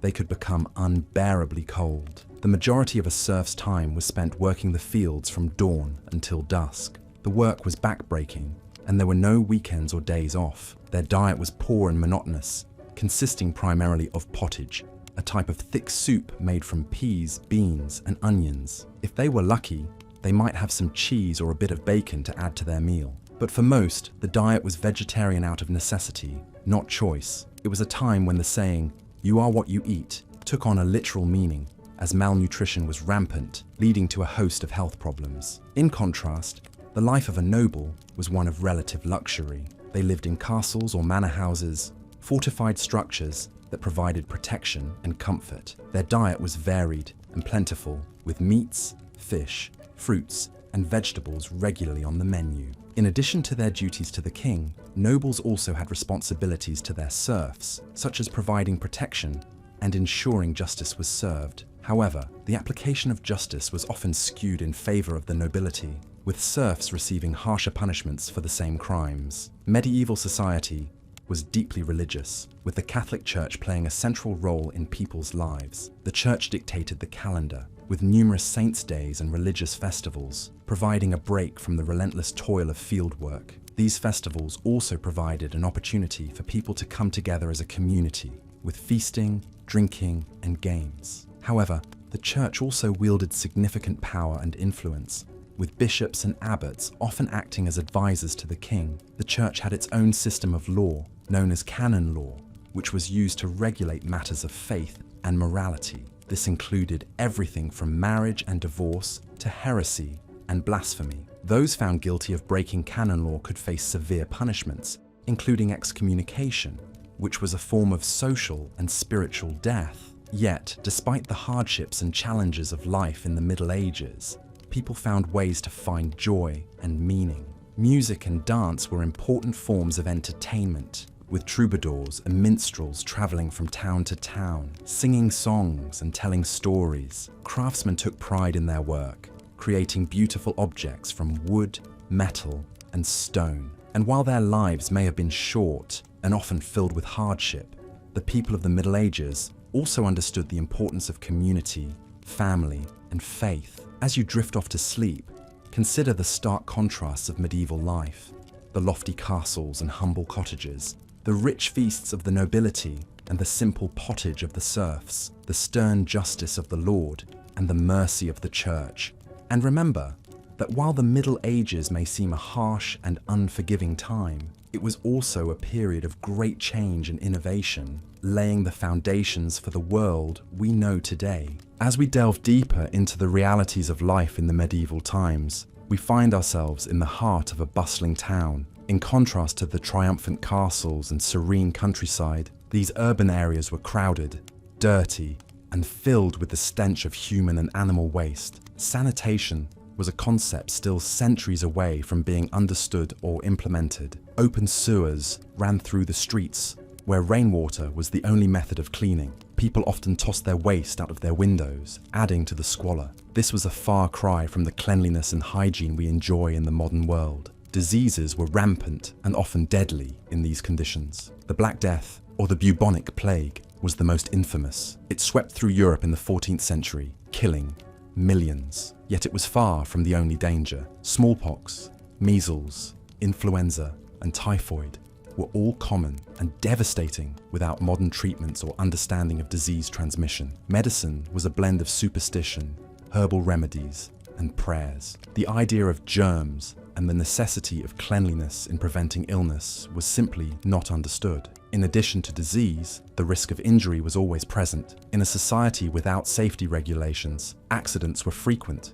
If you were lucky, you might simply break a bone. If not, you could be maimed or killed. Even if you survived, without proper medical care, you might be left with permanent disabilities. The concept of workers' rights and welfare would not be introduced for many more centuries. Food and drink in the Middle Ages were also vastly different from what we know today. The poor often subsisted on a diet of bread, porridge, and vegetables. Meat was a luxury, often reserved for the wealthy. Most people drank ale or beer, as water was often too polluted to drink safely. Though we might romanticize the idea of a hearty medieval feast, the reality was often much more mundane and nutritionally deficient. Religion played a central role in every aspect of medieval life. It influenced law, education, and social structure. The church wielded significant power and could dictate the course of a person's life. Heresy was considered a serious crime, and punishments could be extreme. The concept of religious freedom, as we understand it today, did not exist. Education was also a privilege of the wealthy. For the poor, life was about survival. Children were expected to work from a young age, often in the same trade as their parents. There were no child labor laws to protect them. Literacy rates were low, and books were expensive and rare. The creation of the printing press in the 15th century would revolutionize access to information, but for the majority of the Middle Ages, knowledge was held by a select few. Women's rights were severely limited during this period. Most women were expected to marry and produce children, often while still in their teens. They had little say in these arrangements, with marriages arranged for political or economic gain. Once married, a woman was expected to obey her husband in all things. Education for women was rare, and the idea of a woman holding power was often met with suspicion and fear. Despite these harsh realities, it's important to remember that people in the Middle Ages were not simply suffering through their lives. They found joy in family, community, and faith. They celebrated with feasts and festivals. They created beautiful works of art and architecture that we still admire today. They loved, laughed, and lived their lives with the same depth of emotion that we do. Yet, as modern individuals accustomed to a certain standard of living, we would find the Middle Ages a difficult, if not impossible, time to survive. The lack of sanitation, the risk of disease and injury, the limited diet, the strict social hierarchy, and the lack of rights for women and children all make this a time period that we can appreciate for its historical value, but one that we would not want to experience firsthand. As we continue to explore the past, let these insights lull you into a deep sleep, carrying with you a newfound appreciation for the comforts and conveniences of the present. As we delve deeper into the harsh realities of the medieval period, we shift our focus to the realm of health and medicine, an area where the Middle Ages were particularly unforgiving. The field of medicine was embryonic, and the understanding of the human body and its ailments were largely based on speculation, superstition, and a significant amount of trial and error. Primary healthcare was often provided by the lady of the house or a local wise woman. Without the benefit of scientific knowledge or sterile environments, remedies were concocted from various sources, such as plants, herbs, and animal parts, and treatments were often more akin to rituals than to what we would recognize as medical practice. These remedies were passed down from generation to generation, an echo of a time when oral tradition was the primary means of preserving knowledge. Imagine suffering from a headache or a toothache and being prescribed a poultice of mashed herbs or a potion brewed from the bark of certain trees. In more severe cases, practices such as bloodletting were common, with the belief that by draining the body of bad blood, the patient would be cured of their illness. This was often carried out by barber surgeons, who, along with cutting hair, also performed minor surgeries and amputations. The ubiquitous barber's pole of white and red is actually a symbolic reference to this practice, the red representing blood and the white signifying the bandages. In the absence of anesthesia, pain management during these procedures was rudimentary at best. Patients were often given a strong drink to numb the pain, or in some cases, physically restrained to prevent them from moving. The survival rate following these procedures was, as you can imagine, rather low. Infections were rife, and the concept of sterilizing instruments or washing hands was unheard of. As well as their rudimentary understanding of physical illnesses, medieval medicine also had a primitive grasp on mental health. Conditions that we now understand to be psychological or neurological were often attributed to spiritual or demonic influence. Treatments for these ailments were, again, more ritualistic and religious than medical, involving exorcisms, prayer, and other religious rites. Epidemics and plagues were also common occurrences in the medieval period. The most infamous of these was the Black Death, a pandemic that swept across Europe in the mid-14th century, wiping out between 75 and 200 million people, approximately 30 to 60% of Europe's population at the time. The cause of this devastating disease was the bacterium Yersinia pestis, transmitted through fleas on black rats. However, without the knowledge of bacteria or disease transmission, people were left helpless against the plague, with many believing it to be a punishment from God. Theories about the cause of the plague were wide-ranging and often fantastical. Some believed it was due to a misalignment of planets. Others blamed Jewish communities, leading to widespread persecution. Some people even thought that the disease was transmitted through the air, leading to the development of plague doctors, who wore beaked masks filled with herbs and spices to purify the air they breathed. Despite their efforts, the plague continued to ravage Europe until the late 17th century. Despite the hardships and health hazards, people in the Middle Ages did manage to survive, albeit with a significantly lower average life expectancy than today. The resilience and resourcefulness demonstrated during this time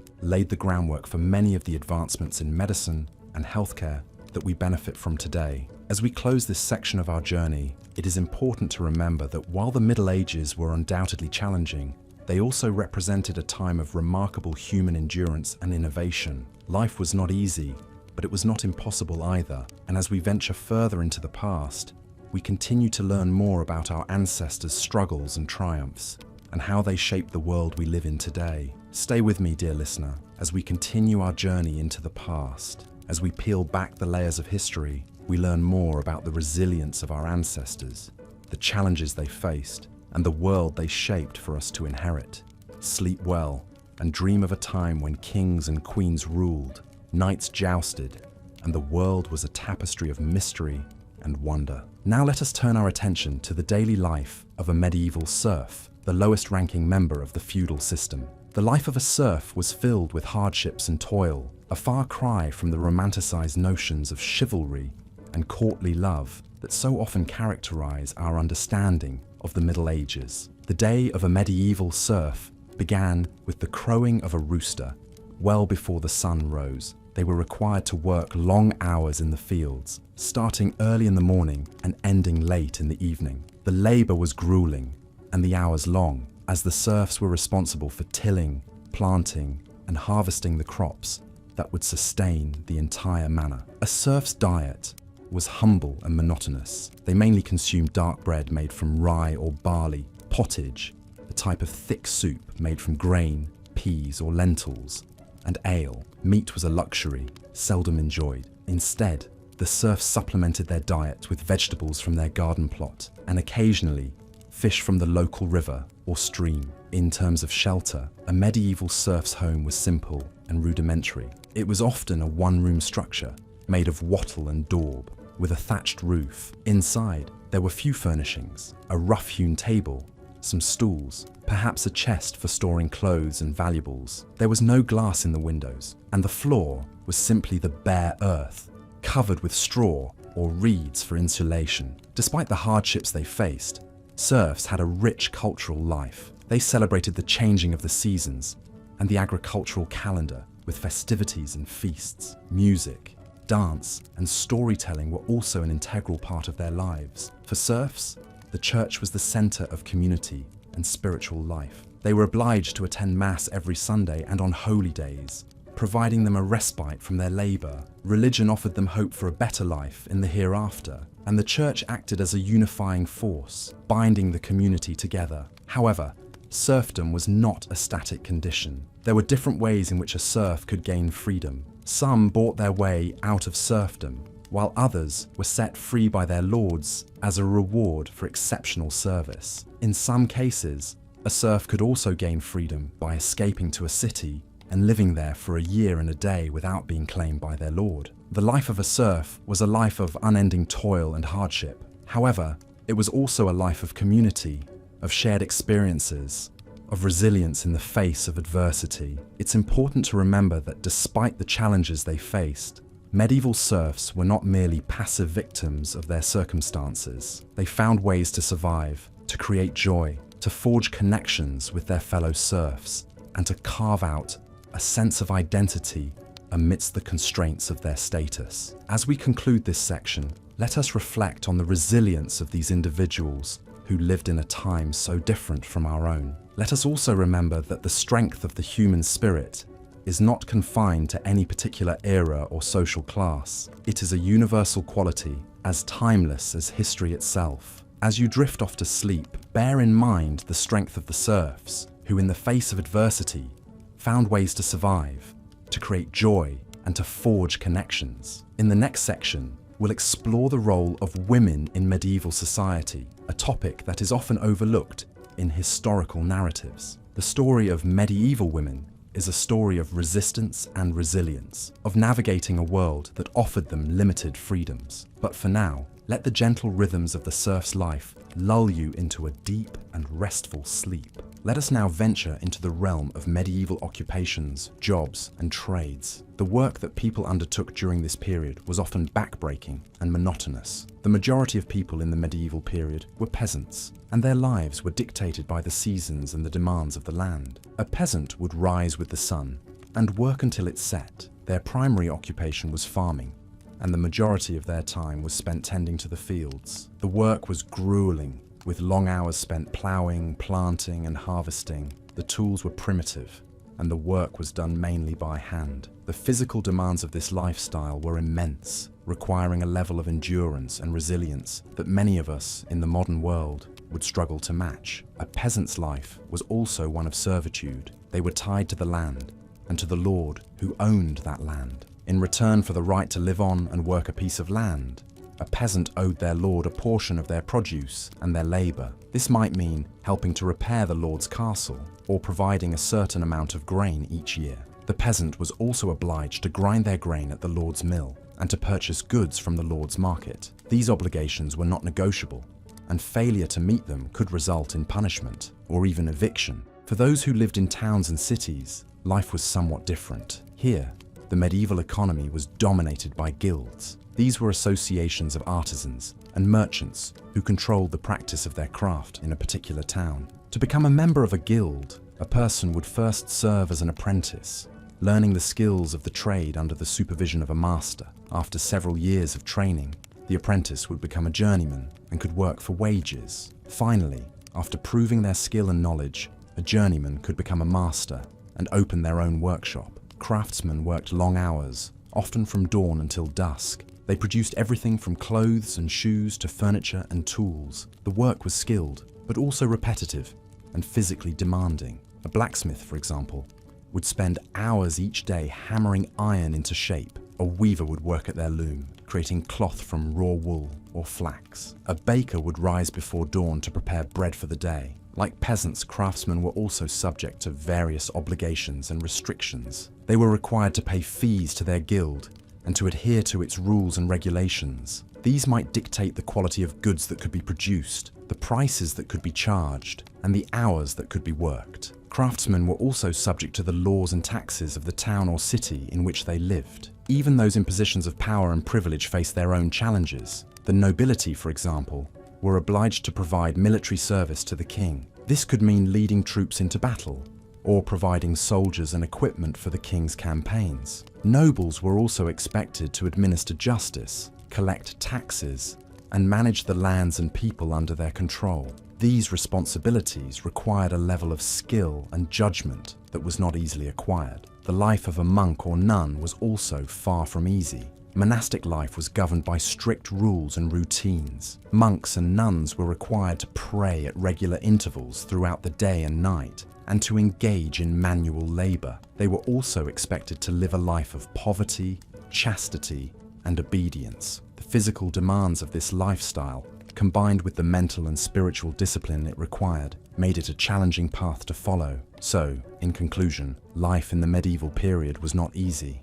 No matter what your station in life, the work was hard, the hours were long, and the rewards were often meager. But despite these challenges, people found ways to survive and even to thrive. They developed skills and crafts that are still admired today. They built communities and institutions that have shaped the world we live in, and they left a legacy that continues to fascinate and inspire us. As we lay here, drifting into sleep, let us take a moment to appreciate the strength and resilience of our medieval ancestors. Their lives may have been hard, but they were also rich and meaningful in their own ways. As we journey back to medieval times, we find ourselves in the midst of a bustling town. The air is dense with the aroma of freshly baked bread, the sound of blacksmith hammers striking metal, and the hum of a busy market. Yet beneath this seemingly idyllic facade, a harsh reality lurked that dictated the rhythm of everyday life. Let's step into the shoes of a common peasant. As a serf, you would be part of the lowest social class, bound to the land and subject to the will of the local lord. Your day would start before sunrise, as the cock crowed, signaling the start of your labor. You'd likely live in a small, simple home made of wattle and daub, with a thatch roof, a far cry from the comforts of modern living. The home would be shared with your family and possibly some livestock, as animals were often brought inside for warmth and protection from thieves. Your diet would be far from varied or nutritious. You'd eat a lot of bread, made from barley or rye, and perhaps supplemented by vegetables like beans and cabbages. Meat would be a rare luxury, reserved for special occasions or the local lord's table. Instead, you might have a bit of cheese or a few eggs from your chickens. You would drink ale or mead, as water was often unsafe to drink. The work was backbreaking. You'd toil in the fields, planting and harvesting crops, tending to the livestock, and performing any other tasks the lord required. The work was not only physically exhausting, but monotonous, leaving little time for leisure or personal growth. Education was a privilege reserved for the clergy and the nobility, so you'd most likely be illiterate, relying on the local priest for information about the world beyond your village. Healthcare in medieval times was primitive at best. The prevailing theory was that of the four humours: blood, phlegm, black bile, and yellow bile. It was believed that illness was caused by an imbalance of these humours, and treatments often involved bloodletting or purging. Without the knowledge of germs or proper sanitation, disease spread quickly and life expectancy was low. The church played a significant role in everyday life. Sundays and holy days were reserved for worship, and failing to attend Mass could result in punishment. The church was also the center of social life, where villagers gathered for festivals and fairs. However, the church also wielded significant power and could excommunicate anyone who violated its laws, effectively cutting them off from society. As a serf, you wouldn't have the freedom to choose your own destiny. You couldn't leave the land without permission from the Lord, and your children would inherit your status. The concept of upward mobility was virtually non-existent, and the idea of individual rights would not emerge for centuries. Despite these harsh realities, medieval times were not without their moments of joy and camaraderie. There were festivals and feasts, celebrations of the changing seasons, and the simple pleasure of a job well done. Music, dance, and storytelling were integral parts of the culture, providing respite from the hardships of everyday life. As we return to the present, it's clear that our lives are vastly different from those of our medieval ancestors. We enjoy comforts and freedoms they could hardly imagine. Yet, it's also worth remembering the resilience and determination of these people who lived and loved, worked and played in a world so different from our own. Their stories remind us of the human capacity to adapt and endure, to find joy in the midst of hardship, and to create a sense of community and purpose, even in the most challenging circumstances. As we continue our journey through the daily life of a person in the medieval period, let's turn our attention to the aspect of health and medicine. If you were living in medieval times, you might find the healthcare system significantly different from what we know today. The understanding of disease, its causes and treatment was extremely limited, and life expectancy was short due to various health problems. The knowledge of anatomy was rudimentary at best. The practice of dissecting human bodies to understand their workings was considered taboo and often illegal, leaving many physicians to guess at the inner workings of the human body. This lack of understanding led to many misconceptions and misdiagnoses. The belief in the four humours, black bile, yellow bile, phlegm, and blood, was prevalent. These were thought to be bodily fluids that needed to be in balance for a person to stay healthy. Any imbalance was considered the root cause of all diseases and illnesses. In terms of treatment, bloodletting was a common practice. The idea was to drain the body of excess bad humours. Leeches were often used for this purpose. In today's medical understanding, this practice is largely considered harmful and ineffective, but in medieval times, it was a widely accepted form of treatment, often leading to weakness and sometimes death due to loss of blood. Hygiene, or the lack thereof, was another factor that would make it hard for a modern person to survive in medieval times. Bathing was not a regular practice and was often considered an indulgence. The concept of germs and sanitation was not understood, leading to widespread diseases. The Black Death, a plague that wiped out a third of Europe's population in the 14th century, is a stark testament to this lack of sanitation and understanding of disease transmission. Medieval diet also played a significant role in the health of the people. The lower classes subsisted on a diet of mostly grain, like barley and rye, with little meat or fresh fruit and vegetables. This lack of a balanced diet often led to malnutrition, weakening the immune system and making people more susceptible to diseases. Dentistry, too, was a field in its infancy. Tooth decay was a common problem, often leading to dangerous infections. Without the understanding of dental hygiene and effective treatments, toothaches were often a lifelong issue for many. Childbirth was a particularly dangerous time for women. There was a lack of understanding about cleanliness and the need for sterile environments during childbirth, leading to a high rate of maternal and infant mortality. Midwives, not formally trained physicians, usually attended births. Their knowledge was based on experience rather than formal education, leading to many complications and fatalities. Despite these challenges, there were some advancements in medicine during the medieval period. The creation of universities in the 12th century led to the development of medical schools where knowledge was collated and taught. Monasteries served as places of healing, with monks often having knowledge of herbs and remedies. This period also saw the emergence of hospitals, though they were more places for the poor and the sick to go to die, rather than institutions for healing and recovery, as we know them today. In conclusion, Health and medicine in the medieval period were fraught with challenges. The lack of understanding about the human body, disease and hygiene made it a dangerous time to be alive. The treatments available were often ineffective and sometimes harmful. However, it was also a time of slow progress, with the foundations of modern medicine being laid. As we move to the final section of this journey, let's ponder on the resilience of the human spirit and the drive for survival that saw people through these challenging times. As we continue our peaceful journey through the heart of the medieval period, we find ourselves shifting our focus from the bustling life of the cities and castles to the quieter, but no less important, rural countryside. Here, in the vast expanses of fields and forests, the majority of the medieval population made their living as farmers and labourers, their lives intimately tied to the rhythm of the seasons and the bounty of the earth. Life in a medieval village was far from the romanticised tales of chivalry and courtly love associated with this era. It was characterised by a simplicity and routine that, for many modern individuals, would be unbearably monotonous. The day for a medieval peasant would begin at dawn with the crowing of the roosters. After a simple breakfast, often consisting of bread, cheese, and weak ale, they would head out to the fields for a long day of labour. The agricultural practices of the medieval period were rudimentary by today's standards. Without the benefit of modern machinery,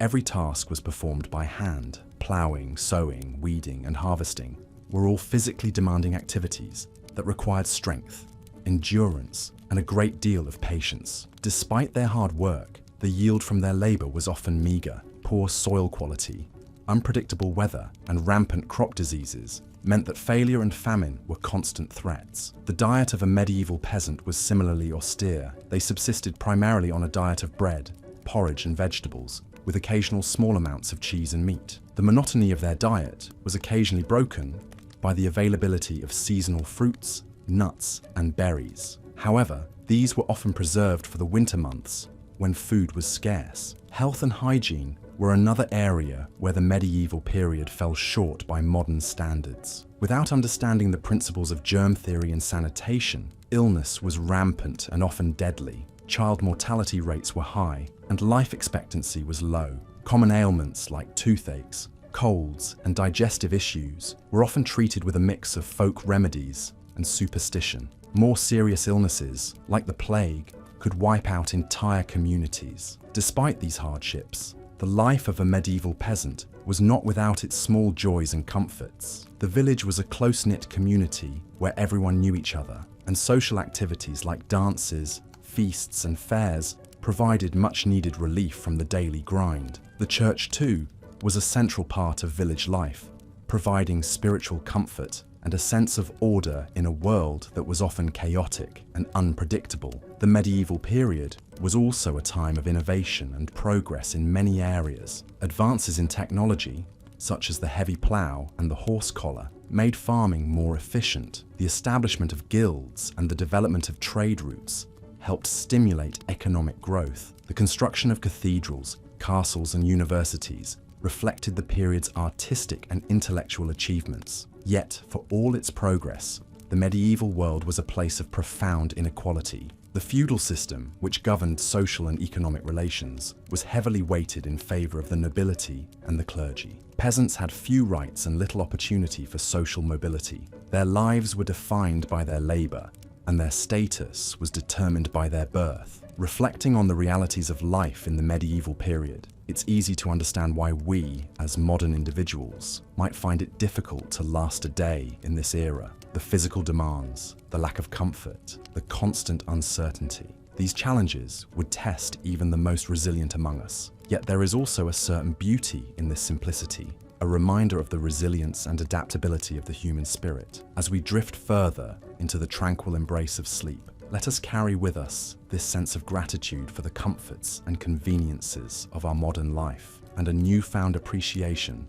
for the trials and triumphs of our medieval ancestors. As our journey through the annals of history continues, we find ourselves delving into an era of knights, castles, and feudal society, the medieval times. Picture yourself, if you will, transported back through the centuries, landing in a world far removed from the one we inhabit today. It's a time of stark contrasts, where the wealthy live in fortified castles while the poor toil in the fields. It's a time where the church wields immense power, and one's fate is often dictated by the whims of their lord. As we begin to explore this fascinating era, we can start to understand why the comforts and conveniences we take for granted today would make it incredibly challenging for a contemporary person to survive a day in medieval times. Firstly, let's consider the living conditions. If you were a peasant, which was the most likely scenario given that the vast majority of people belong to the peasant class, your dwelling would be a small, one-room cottage. This cottage, made of wattle and daub, a mixture of mud, straw, and manure, would be shared with both your family and your animals. The floor would be strewn with straw and covered in animal dung, while the air would be thick with the smell of smoke from the central hearth. A far cry from our modern houses with separate rooms, indoor plumbing, and central heating. Then there's the matter of food. If you were a peasant, your diet would consist largely of pottage, a type of thick stew made from whatever vegetables were in season, along with some grain, perhaps barley or oats. Meat would be a rare luxury, and fresh fruit and vegetables would be scarce during the long winter months. Fast food, convenience meals, and the abundance of food we enjoy today would be unimaginable in the medieval era. The daily routine would be grueling. As a peasant, you would be expected to work the fields from dawn until dusk, regardless of the weather. There would be little time for leisure or relaxation, and your duties would extend beyond farming to include tasks such as repairing the Lord's Road or building his castle. This is a stark contrast to our modern work-life balance, where we have the luxury of weekends, holidays, and the ability to work from home. Healthcare, or rather the lack thereof, is another factor that would make survival in the medieval times challenging. Without our modern understanding of germs and disease, medieval doctors often resorted to dubious treatments such as bloodletting and leech therapy. Add to this a lack of sanitation and the prevalence of diseases such as the plague, and it's clear that staying healthy in the medieval era would be a formidable task. In addition to these physical challenges, there would also be social and cultural obstacles to navigate. As a peasant, your life would be governed by the will of the lord of the manor. You could be called upon to fight in his wars, and your life would be subject to the whims of his justice. The concept of individual rights and freedoms, which we take for granted today, would be largely absent in the medieval era. And let's not forget about the influence of the church. In the medieval times, the church was not just a place of worship, but also a significant political and social institution. The church dictated moral standards, influenced laws, and even played a role in education. The concept of religious freedom, as we understand it today,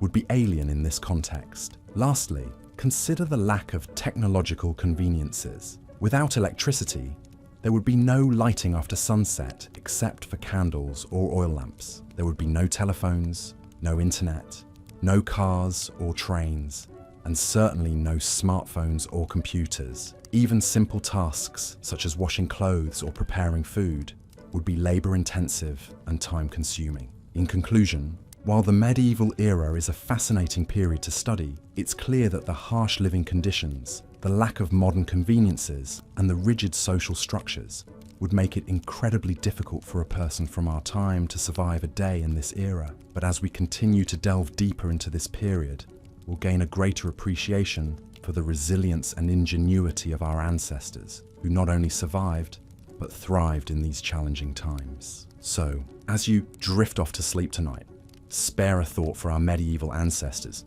and take a moment to appreciate the comforts and conveniences of our modern world. And remember, history is not just about understanding the past, but also about gaining perspective on the present. Good night. As the early morning fog lifts slowly from the cobblestone streets, we find ourselves in a bustling medieval town centre. The air is filled with noise, the clatter of horse hooves, the chatter of townsfolk, the hammering of blacksmiths, and the cry of street vendors. Life in the medieval times was far from quiet, a cacophony of sounds from dawn to dusk, a symphony of existence in an era that was anything but peaceful. If you were a serf, the lowest social class, your day would begin long before the sun rose. Serfs were bound to the land, effectively owned by the local lord. They had no rights and were forced to work long hours, often in the fields, tending to crops and livestock. Despite the backbreaking labor, serfs were not paid. Instead, they were given a small piece of land to grow their own food. Even children as young as 7 were expected to contribute, their small hands perfect for tasks such as pulling weeds or feeding chickens. The diet of a medieval serf was simple and monotonous. Breakfast, if you were fortunate enough to have it, might consist of a hunk of bread and a bit of cheese. Dinner, the main meal of the day, was typically a vegetable pottage, a thick soup made from whatever was available: cabbage, onions, leeks, and beans. Meat was a luxury, saved for special occasions, and the average serf only tasted it a few times a year. Hygiene, or the lack thereof, was another challenge of medieval life. Baths were infrequent, with most people washing just their hands and face. This lack of personal hygiene, combined with unsanitary living conditions, led to a multitude of health problems. Fleas and lice were common, as were skin diseases and infections. It's no surprise that the average life expectancy was only around 30 years. Medieval towns were not only noisy and dirty, they were also dangerous places to live. Without a police force, crime was rampant and punishment was harsh. Thieves could be publicly humiliated in the stocks, while more serious crimes could result in execution. Fire was another ever-present danger. Most buildings were made of wood and packed closely together, so a single spark could result in a devastating blaze. For the nobility, life was considerably more comfortable, but it had its own set of challenges. The noble class was expected to provide military service to the king, which often meant leaving home for months at a time. Women in the noble class had a little more freedom than their peasant counterparts, but they were still expected to marry for political advantage and produce heirs. Medieval life was a constant struggle for survival. From the backbreaking labor of serfs to the political maneuvering of nobility, everyone had their part to play in this complex societal structure. And yet, despite the hardships, people found joy in their lives. They celebrated with feasts and festivals, made beautiful works of art, and told stories that have been passed down through the ages. As we journey further into the medieval times, we'll delve deeper into the daily lives of the people, their beliefs, and their culture. We'll explore the role of the church, the rise of universities, and the flowering of literature and art. Despite the hardships, there's a lot to admire about this resilient society, which has left an indelible mark on our own. And as the twilight descends on our medieval town, we are left with a sense of awe and appreciation for the people who lived, loved, and survived in these challenging times. So, as you drift off to sleep, let your mind wander through the cobblestone streets, the bustling markets, and the grand castles of the medieval times. Picture the serfs tending to their fields, the nobility riding off to war, and the children playing in the streets. Despite the hardships, there's a beauty and resilience in this era that continues to captivate us centuries later. And as you drift off to sleep, let the sounds, sights, and stories of the medieval times lull you into peaceful dreams. As we delve deeper into the daily life of people in medieval times, one cannot overlook the crucial role of labor and work. Each morning, as dawn broke, the serfs, who made up the majority of the population in medieval Europe, were roused from their slumber to begin their tasks. Their day usually started at the crack of dawn, often even before the sun had broken the horizon. The concept of a weekend did not exist, and the serfs toiled from dusk till dawn, 6 days a week, with only the Sabbath day off for religious observance. The labor was intense and grueling. Serfs were essentially peasants who worked on the Lord's land in exchange for protection. They cultivated fields, tended to animals, and performed any other tasks that the Lord deemed necessary. From sowing seeds in the fields to threshing the harvested grain, every task was manual, often involving heavy lifting and strenuous physical activity. The tools were rudimentary, made from wood and iron, and required considerable strength and endurance to operate. A serf's life was not their own. Their existence was dictated by the demands of their lord and the seasons. Not only were the working conditions harsh, but the serfs also lived in a state of constant insecurity. As they had no rights or freedoms, they were at the complete mercy of their lords. They could be evicted from their homes, their meager possessions seized, or their families torn apart at the whim of their lord. In addition, They were obliged to pay crippling taxes and rents, often in the form of crops or labor. This chronic uncertainty and lack of control over their own lives made for a stressful existence. The diet of the medieval serf was as bland and monotonous as their life. Their meals predominantly consisted of dark bread made from rye or barley and pottage, a thick stew made from grains, vegetables, and occasionally a small amount of meat. The meat was a luxury that was rarely afforded to them, reserved for special occasions or during the winter months. They drank ale or mead, as water was often contaminated and unsafe to drink. Fruits and vegetables were part of their diet, but these were seasonal and not always readily available. The medical care during the medieval period was rudimentary at best. The knowledge of medicine was limited, and most treatments were based on superstition and folklore rather than science. Illnesses were often attributed to supernatural causes, and the remedies were equally bizarre. Bloodletting, for instance, was a common treatment for a variety of ailments. The idea was to balance the four humours of the body: blood, phlegm, black bile, and yellow bile. By removing the excess blood, it was believed that the balance could be restored, thereby curing the disease. Needless to say, this often did more harm than good. In addition to the physical hardships, the mental strain was equally taxing. The life of a serf was monotonous and unchanging, with few opportunities for leisure or recreation. The church provided some solace, with its promise of a better life in the hereafter. The serfs clung to their faith, finding comfort in the rituals and ceremonies of the church. The occasional feast days and holy days offered a respite from the drudgery of daily life and were eagerly anticipated. Life in a medieval city was not much better than in the countryside. The cities were crowded and filthy, with narrow, winding streets and inadequate sanitation. Disease was rampant, and epidemics were common. The houses were small and cramped, often housing multiple families. The air was polluted with smoke from the many fireplaces and the stench from the open sewers. The daily grind of a craftsman in a city was not much different from that of a serf. He too worked from dawn till dusk, 6 days a week. However, unlike serfs, craftsmen had the opportunity to improve their lot through skill and hard work. They could become masters of their craft, own their own shops, and even become wealthy. However, this was not easy and required years of apprenticeship and hard work. In conclusion, life in the medieval times was a constant struggle for survival. Whether you were a serf toiling in the fields or a craftsman plying your trade in a city, the daily grind was grueling. The harsh working conditions, poor diet, inadequate medical care, and constant insecurity made life in the medieval times extremely challenging, to say the least. One cannot help but feel a sense of relief and gratitude for the comforts and conveniences of modern life. As we drift off to sleep tonight, let us take a moment to appreciate the hardships our ancestors endured and the progress we have made. Good night. In our journey through the Middle Ages, we've traversed the social hierarchy, the daily chores, the cuisine, and the challenges of health and hygiene. Now, let's turn our attention to another, harsher aspect of medieval life: the justice system. In the Middle Ages, the concept of justice was very different from what we understand today.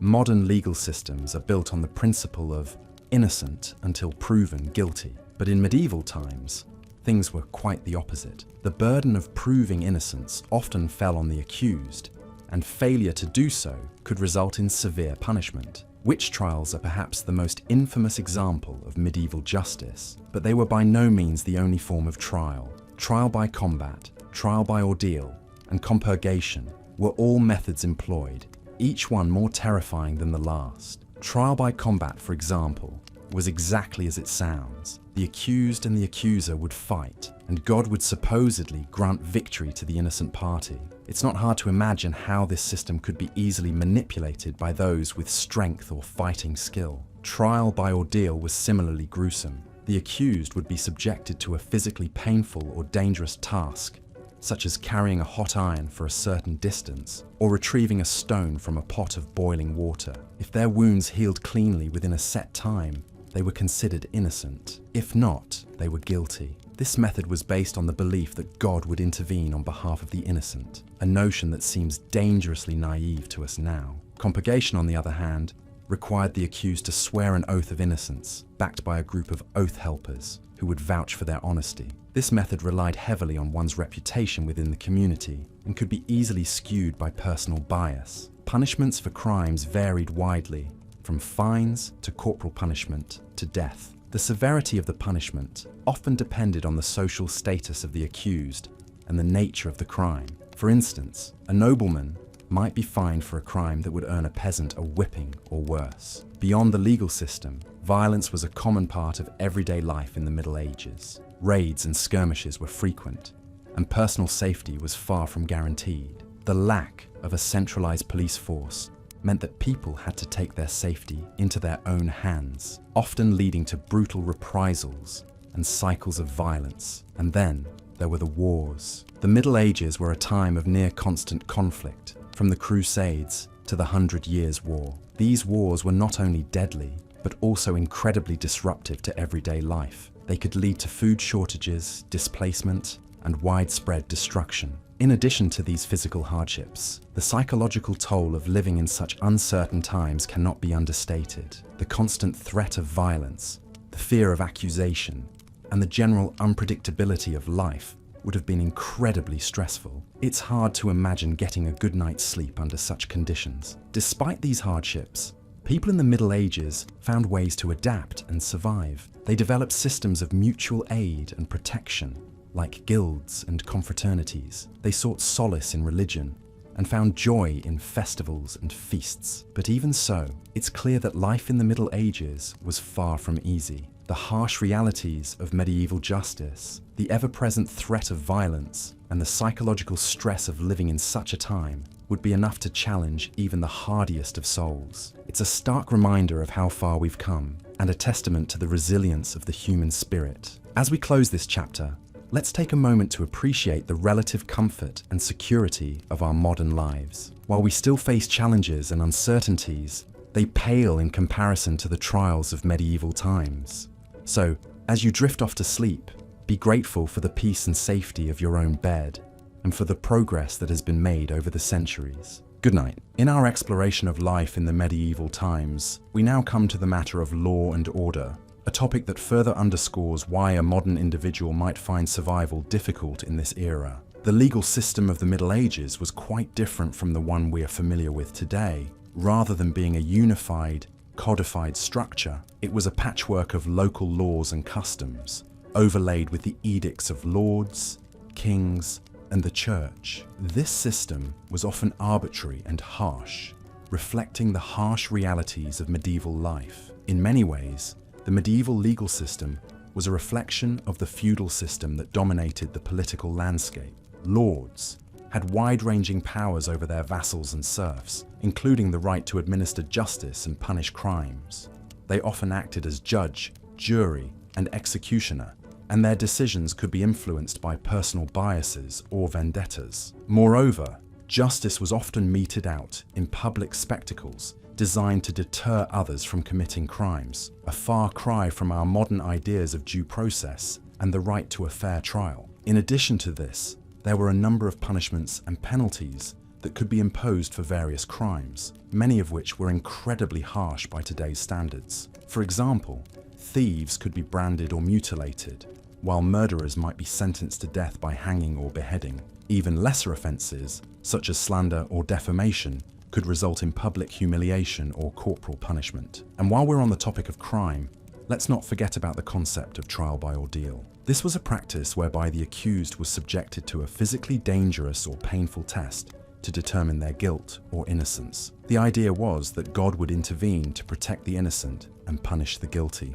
For instance, in the ordeal of hot iron, the accused was made to carry a red-hot piece of iron. If their hand healed cleanly within a certain period of time, they were deemed innocent. If not, they were found guilty. The church also played a significant role in the medieval legal system. Ecclesiastical courts, which were run by the church, dealt with cases involving clergy members, as well as certain types of moral offences. These courts followed their own set of rules, known as canon law, which was based on biblical teachings and the writings of church fathers. Penalties could range from excommunication to penance, such as fasting or making a pilgrimage. Yet despite its many flaws and harshness, the medieval legal system did have some redeeming qualities. For instance, it recognized the concept of sanctuary, which allowed criminals to seek refuge in a church and be protected from arrest. This offered a route to mercy and forgiveness, in line with Christian teachings of the time.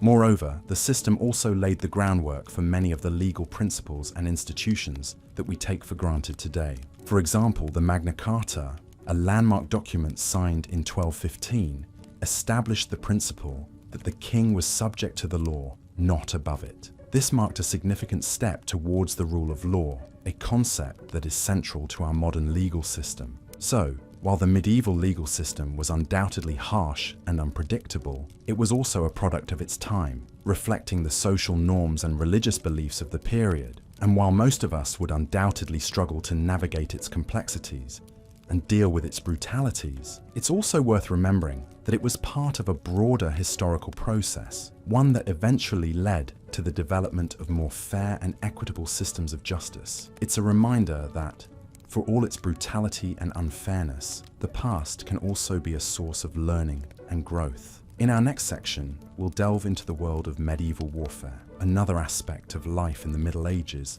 that would certainly pose challenges for a modern individual. From the chivalrous knights and their code of honor, to the large-scale battles and sieges, we'll explore the realities of combat in this era and the toll it took on those who lived through it. So, as you drift off to sleep, let your mind wander to these distant, tumultuous times, and remember that the struggles and hardships of the past have helped shape the world we live in today. As we delve deeper into the medieval period, it's important to remember that life in this era was not a romanticized adventure, often depicted in tales of knights and damsels. It was a time of hardship, constant work, and survival. Let's explore further. Imagine waking up at the crack of dawn, not to the sound of a blaring alarm clock, but to the crowing of a rooster or the tolling of a church bell. Your bed would be a straw pallet, shared with other family members for warmth. You would rise, rubbing sleep from your eyes, and start your day of strenuous labor.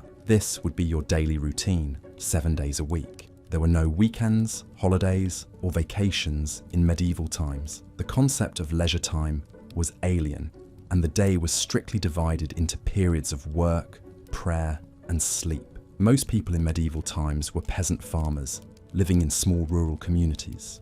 Their lives were governed by the seasons and the cycle of crops. Spring would be a time of ploughing and planting, summer was for tending the fields, autumn was the harvest, and winter was a time of preparation for the next year. The work was backbreaking, done with simple tools that required great physical effort. Peasants would toil in the fields from dawn till dusk, with only a brief pause for a midday meal. Food was a constant preoccupation in medieval times, as it determined survival. The diet was monotonous and consisted largely of dark, coarse bread made from rye or barley. Peasants might supplement this with vegetables from their garden, such as beans, peas, onions, and cabbages. Meat was a luxury, usually only available on special occasions. It was a difficult life, but not without its moments of joy and celebration. Harvest time, for example, was a time of communal endeavor and shared happiness. Medieval towns were dirty, crowded, and noisy. The streets were narrow and unpaved, lined with wooden houses that were prone to fires. Sanitation was poor,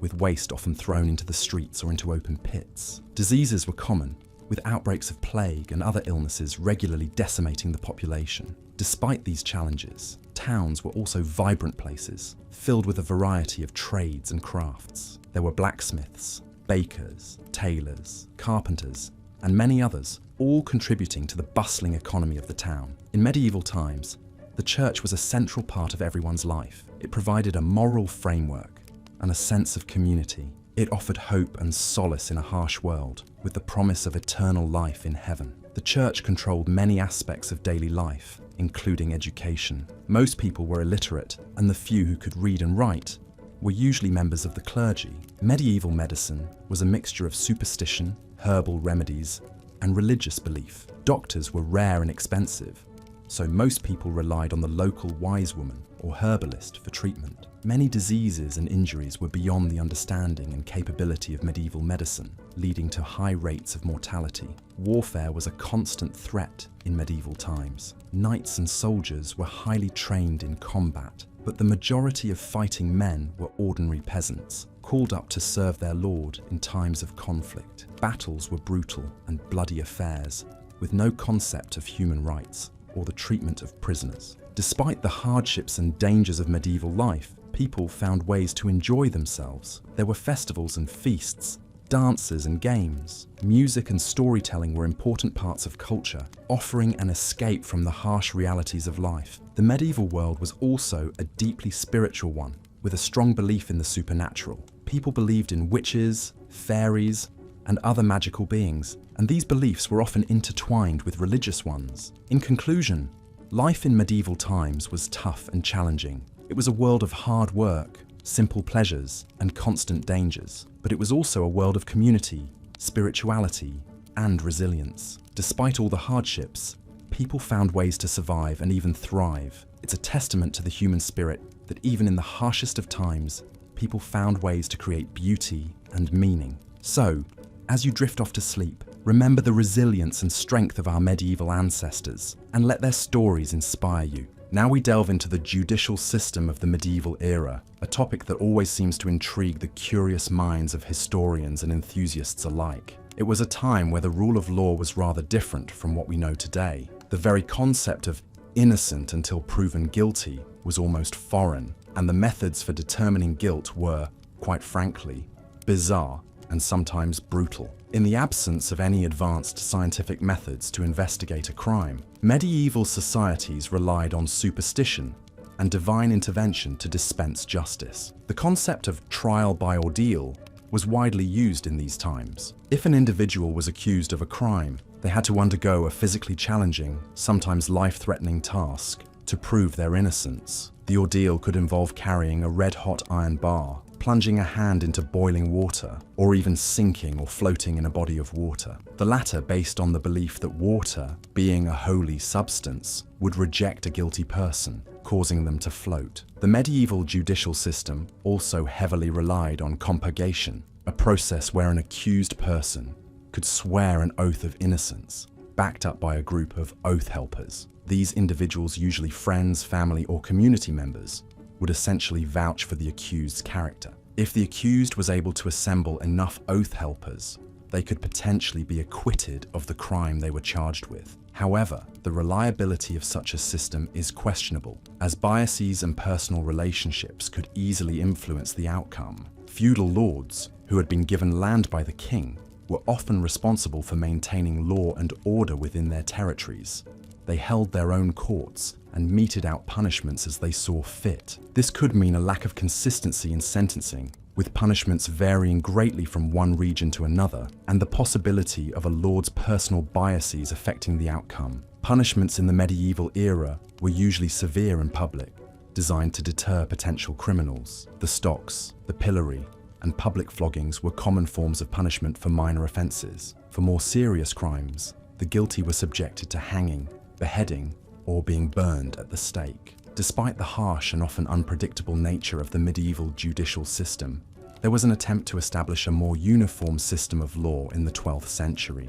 This was the birth of the common law system, which is still the basis of the legal system in many English-speaking countries today. King Henry II of England played a crucial role in this development. He established a system of royal courts that travelled around the country, hearing cases and enforcing the same set of laws everywhere they went. This meant that the same laws and punishments applied to everyone, regardless of where they lived, and it provided a much-needed consistency in the law. However, the common law system was far from perfect. It was still heavily influenced by the whims of the king or his appointed judges, and the concept of a fair trial as we understand it today was still far off. Nevertheless, it was a significant step towards the modern judicial system we are familiar with. Thus, we can see that living in medieval times was not for the faint-hearted. The societal norms, the harsh living conditions, and the brutal judicial system would have made everyday life a struggle. The uncertainty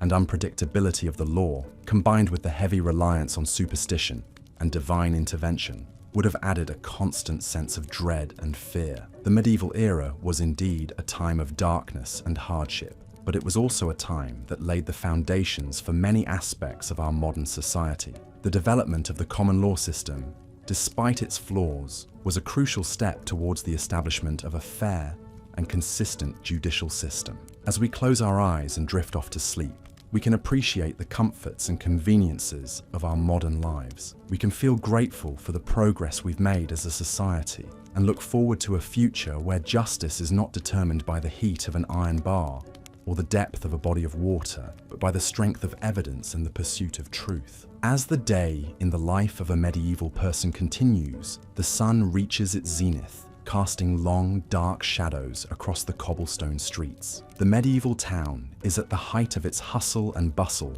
as people go about their daily chores. The air is thick with the smell of livestock, firewood, and the tantalizing aroma of freshly baked bread from the local bakery. The bakery itself is a hive of activity, with the baker's apprentices kneading dough, stoking the ovens, and the master baker overseeing it all. His practiced eye would scan each loaf, ensuring it meets the strict quality standards of the time. Bread was not just a staple food in medieval times. It was also used as a plate, known as a trencher. After the meal, the trencher, soaked with gravy and sauces, was consumed or given to the poor. Meanwhile, in the bustling marketplace, traders from far-off lands would sell their exotic wares. Spices like pepper, cinnamon, cloves, and ginger, considered a luxury in medieval times, would be displayed in small, ornate boxes, their fragrant aroma tantalizing passers-by. Merchants would loudly advertise their goods, competing with each other to attract customers. The marketplace was also a place where news and gossip were exchanged, adding a social dimension to the commerce of the day. At the edge of the town, the local blacksmith would be hard at work. The rhythmic sound of his hammer striking metal would echo through the streets. The blacksmith's role was crucial in a medieval town. They made and repaired everything from horseshoes to weaponry, from tools to nails. The blacksmith was often a respected figure, not just for his essential skills, but also because he worked with fire and metal, elements that were thought to have mystical properties. For the children of the town, life was not all play and no work. Children as young as 7 would be expected to help their parents with tasks such as gathering firewood, taking care of animals, and helping in the fields. Yet, they would also find time for games. Children in medieval times played a variety of games, many of which are still enjoyed today. Marbles, hopscotch, and tag were all popular pastimes. As the afternoon sun began its descent, the monotonous tolling of the church bell would call the townsfolk to prayer. The church was the heartbeat of a medieval town. Not only was it a place of worship, but also a community centre where important decisions were made and disputes were settled. The clergy not only provided spiritual guidance, but also education, as the ability to read and write was limited to a privileged few. At the local castle, the lord and his lady would be involved in managing their estate. The lord was responsible for providing protection to his people and maintaining law and order. He would also have judicial duties, presiding over court cases brought before him. The lady of the castle had her own responsibilities, which included managing the household, supervising servants, and overseeing the preparation of meals. As the day drew to a close, the taverns would begin to fill, with patrons seeking a reprieve from the day's work. Ale was the drink of choice, often safer to consume than water, which could be contaminated. Music, storytelling, and games of chance would provide entertainment as the townsfolk relaxed and socialized. As the last rays of the sun disappeared over the horizon, the town would slowly quieten down. Fires would be doused, doors would be bolted, and people would retire to their beds, ready to start another day in the medieval world. This is a glimpse into the life in medieval times, a period characterized by harsh realities, but also by a sense of community and shared values that shaped our world today. Thus we come to the end of another day in our journey through the Middle Ages, a time of chivalry and hardship, of tradition and transformation. So close your eyes and let the sounds of the past lull you into a peaceful slumber as we prepare to explore a new day in the life of a medieval villager in our next section. Good night, dear listener.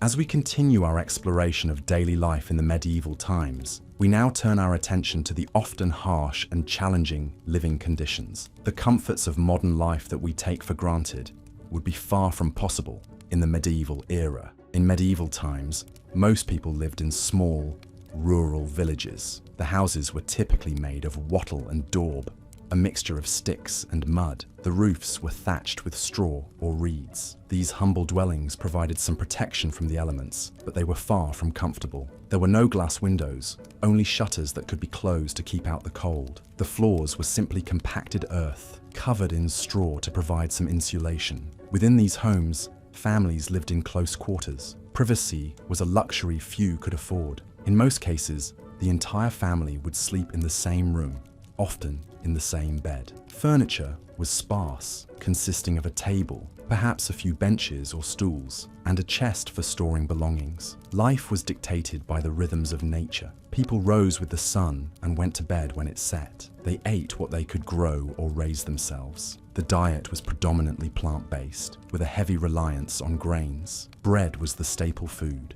supplemented by vegetables, fruits, and occasionally meat. Medieval people had to be self-reliant. They made their own clothes, grew their own food, and built their own homes. They had to know how to care for animals, mend fences, and repair tools. Every member of the family had a role to play, from the youngest child to the oldest adult. Healthcare, as we understand it today, did not exist. People relied on a mixture of folk remedies, herbal medicines, and religious rituals to treat illness. Disease was a constant threat, made worse by poor sanitation and a lack of understanding about how diseases spread. Plagues and epidemics were common, and mortality rates were high. The concept of leisure time was also foreign to the medieval mind. Every waking hour was consumed by the struggle to survive. There were no weekends, no holidays, and no vacations. Entertainment was limited to occasional feasts or festivals, often linked to religious holidays. The role of religion was central to medieval life. The church was not just a place of worship, but also a community center, a school, and often the largest and most impressive building in the village. Religious rituals and observances punctuated the daily routine, providing a sense of structure and order amid the uncertainty of life. Despite these hardships, people in the medieval times found ways to endure and even to thrive. They formed close-knit communities, relying on each other for support and mutual aid. They developed skills and crafts that are still admired today, and they left us a rich cultural legacy in the form of literature, art, architecture, and music. Living in the medieval times was undoubtedly challenging, but it was also a time of innovation and resilience, of community and faith, of strength and perseverance. It was a time that shaped our world in countless ways, and its influence can still be felt today. As we come to the end of our exploration of the medieval era, let us remember not just the hardships and challenges, but also the achievements and the enduring legacy of this fascinating period in history. As we drift off to sleep, we can take comfort in the knowledge that we are the beneficiaries of centuries of human ingenuity and resilience, and that we stand on the shoulders of those who came before us. Good night and sleep well.